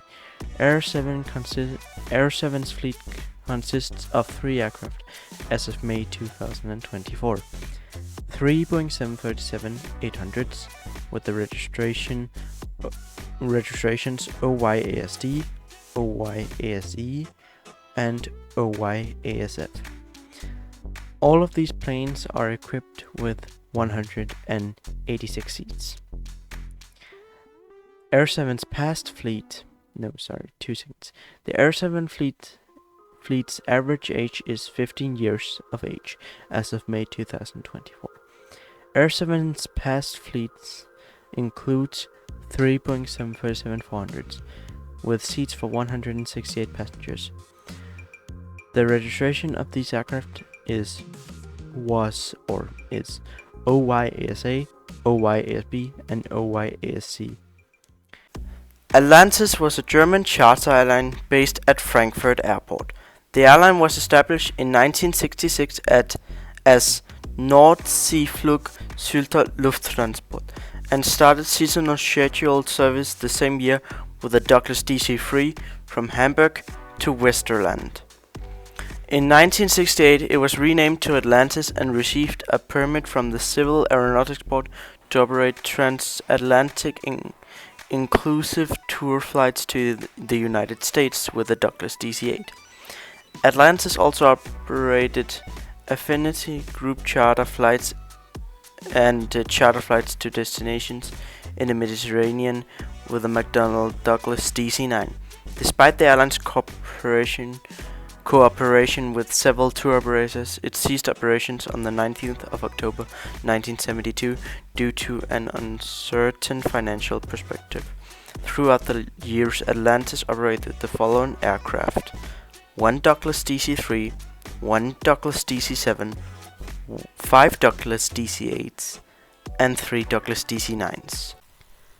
Cimber Sterling, also known as Cimber Air, was a small airline based in Sønderborg in Denmark. And the only reason that I'm making this video is because I'm from Denmark, and I just thought that it would be a good idea to make a video about a Danish airline. Anyways, let's talk about it. Cimber Air was founded in 1950 by Ingolf Lorenz Nielsen, who took over Sønderjyllands Flyselskab. Its first aircraft was a single-engine Psy KC-111, which is one of the only Danish-built airplanes. Its call sign was OYDMO, and it had been used for flights primarily between Sønderborg and Copenhagen. In 1969, the airline took delivery of an 8-seat de Havilland Dove twin-engine light airliner. Cimber Air was one of the very few operators of the VFW Fokker 614 regional jet. It also operated Nord 262 and Grumman Gulfstream 1 turboprop aircraft on its scheduled services. On December 3rd, 2008, Cimber Air bought parts of Sterling Airlines, which I might make a video on in the future. Sterling Airlines had filed for bankruptcy on the 29th of October 2008. The new airline, which was named Cimber Sterling, was created on January 7th, 2009. Cimber Air bought the Air Operator Certificate, slots, brand and website. Aircraft leases were negotiated with the owners. Employees of the former Sterling Airlines was not part of the takeover, but were welcome to seek employment in the new airline. Cimber Sterling was originally wholly owned by Cimber Air Holding and had 386 employees as of March 2007. It was listed on the Copenhagen Stock Exchange in 2009. Cimber Sterling was the main sponsor of the Danish handball team in 2009 and 2010. In 2011, due to financial difficulties, Cimber Sterling entered into a subscription agreement with Mansfield Enterprise Ltd, which gave Ukrainian billionaire Ihor Kolomoisky a stake of 70.8%. On the morning of the 3rd of May 2012, Cimber Sterling cancelled all flights and declared bankruptcy, ending the airline's 62-year operation. Within hours, other airlines announced their entry on selected routes. Cimber Sterling's fleet included the following aircraft as of the 11th of December 2013: 2 ATR 72-200 aircraft and 5 CRJ-200 aircraft. Helios Airways was a low-cost Cypriot airline operating scheduled and charter flights between Cyprus and many European and African destinations. It had its corporate headquarters on the grounds of Larnaca International Airport in Larnaca. Its main base was Larnaca International Airport. Flights ceased on the 7th of November 2006 because the company's aircraft were detained and its bank account frozen by the government of Cyprus due to its reputation deterioration after the crash of Helios Airways Flight 522. Let's talk about it. Helios Airways was established on the 23rd of September 1998, formed by the owners of TEA Cyprus, a Cypriot offshore air operator specializing in Boeing 737 wet leases worldwide, and was the first independent, privately owned airline in Cyprus. On the 15th of May 2000, it operated its first charter flight to London Gatwick Airport. Originally, it offered charter services and scheduled services to destinations including Athens, London, Manchester, Amsterdam, Edinburgh, Prague, Sofia, Bournemouth, Cairo, Paris, Dublin and Warsaw. Helios Airways was acquired in 2004 by the Libra Holidays group of Limassol in Cyprus. On the 14th of August 2005, Helios Airways Flight 522 crashed near Grammatiko in Greece. After the crew was incapacitated due to lack of oxygen, all 121 passengers and crew were killed. The investigation concluded that both maintenance crews and the pilots had failed to ensure the pressurization system was set to automatic instead of the pressurization system was set to manual, and as a result the plane never pressurized. The accident revealed many problems with safety of the airline and led to manslaughter charges against 5 airline officials. On the 14th of March 2006, it was announced that Helios Airways would be rebranded as AJet and would withdraw from scheduled operations. On the 13th of October 2006, responding to rumors, AJet announced that it was to cease operations over the period of the following 90 days. In light of that, the Cyprus government demanded that back taxes be paid immediately. Also, private suppliers demanded that they be paid in cash for any further goods and services provided to the company. On the 31st of October 2006, the airline announced that it was ceasing operations immediately. On the 11th of November 2006, the company website announced that the government of the Republic of Cyprus had illegally detained AJet's aircraft and frozen the company's bank accounts, which was in direct contravention to the successful appeal lodged by AJet in the district court, causing substantial financial damage to the company. As a result, AJet announced that all flights scheduled to be operated by other carriers to all destinations would no longer be operating as of Monday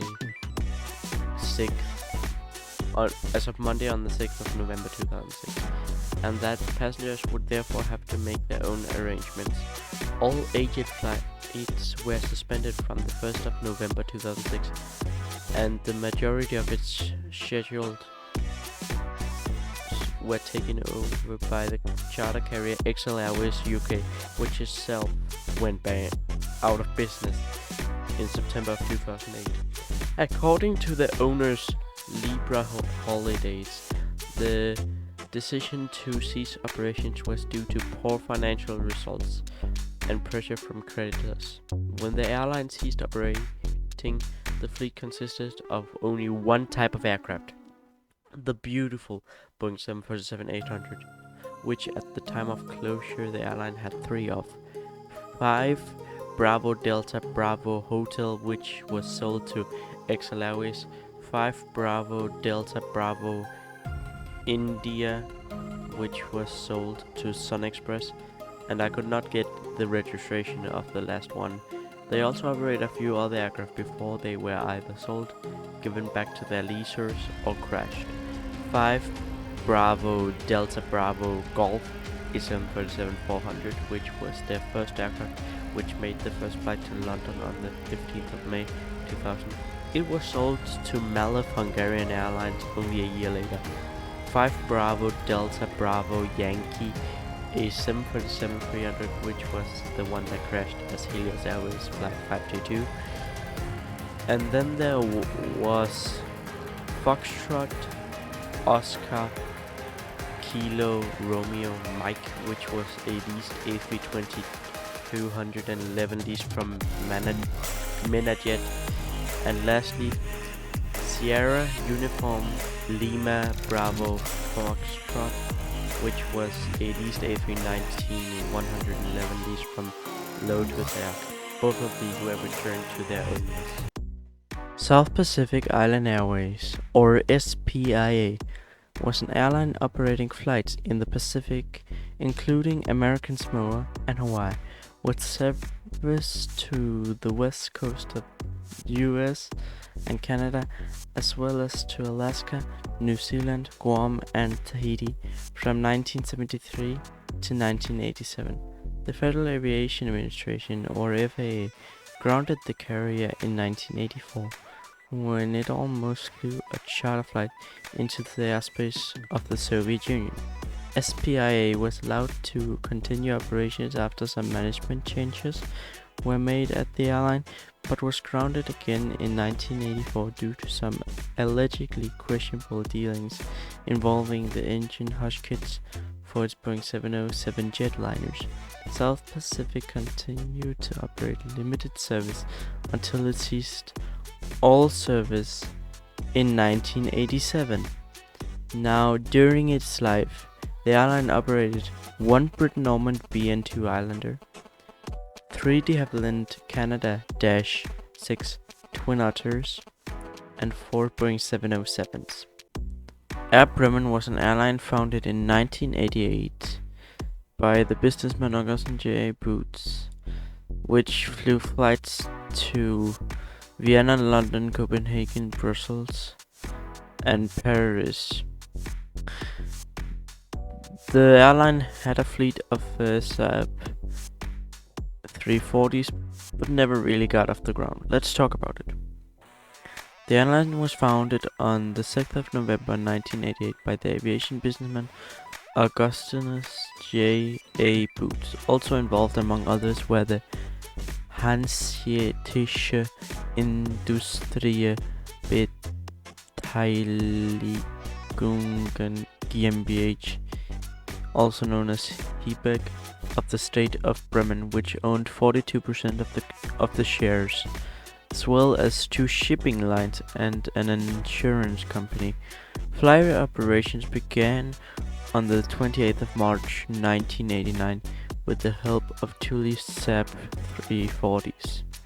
But the goal of transporting 59,000 passengers that year was missed. Instead, they were only able to transport 34,000 passengers, and therefore they were unable to stay out of trouble. Nevertheless, Air Bremen expanded in March of 1990 by leasing another Saab 340. Due to a simmering financial crisis in the summer of 1990, there was a risk of bankruptcy. The state of Bremen then provided financial aid worth several millions. As a result, talks about cooperation with Lufthansa and KLM had to be broken off without success. No other sufficiently financially strong partners were found, therefore the owners made the decision to liquidate the company. Flight operations ceased on the 22nd of August 1990. From its base in Bremen, the airline served the following destinations: Brussels, Paris, Vienna, London, and Copenhagen. As of August 1990, Air Bremen's fleet consisted of 3 Saab 340s. And that's all. Thanks for watching. I hope to see you in the next video. Bye.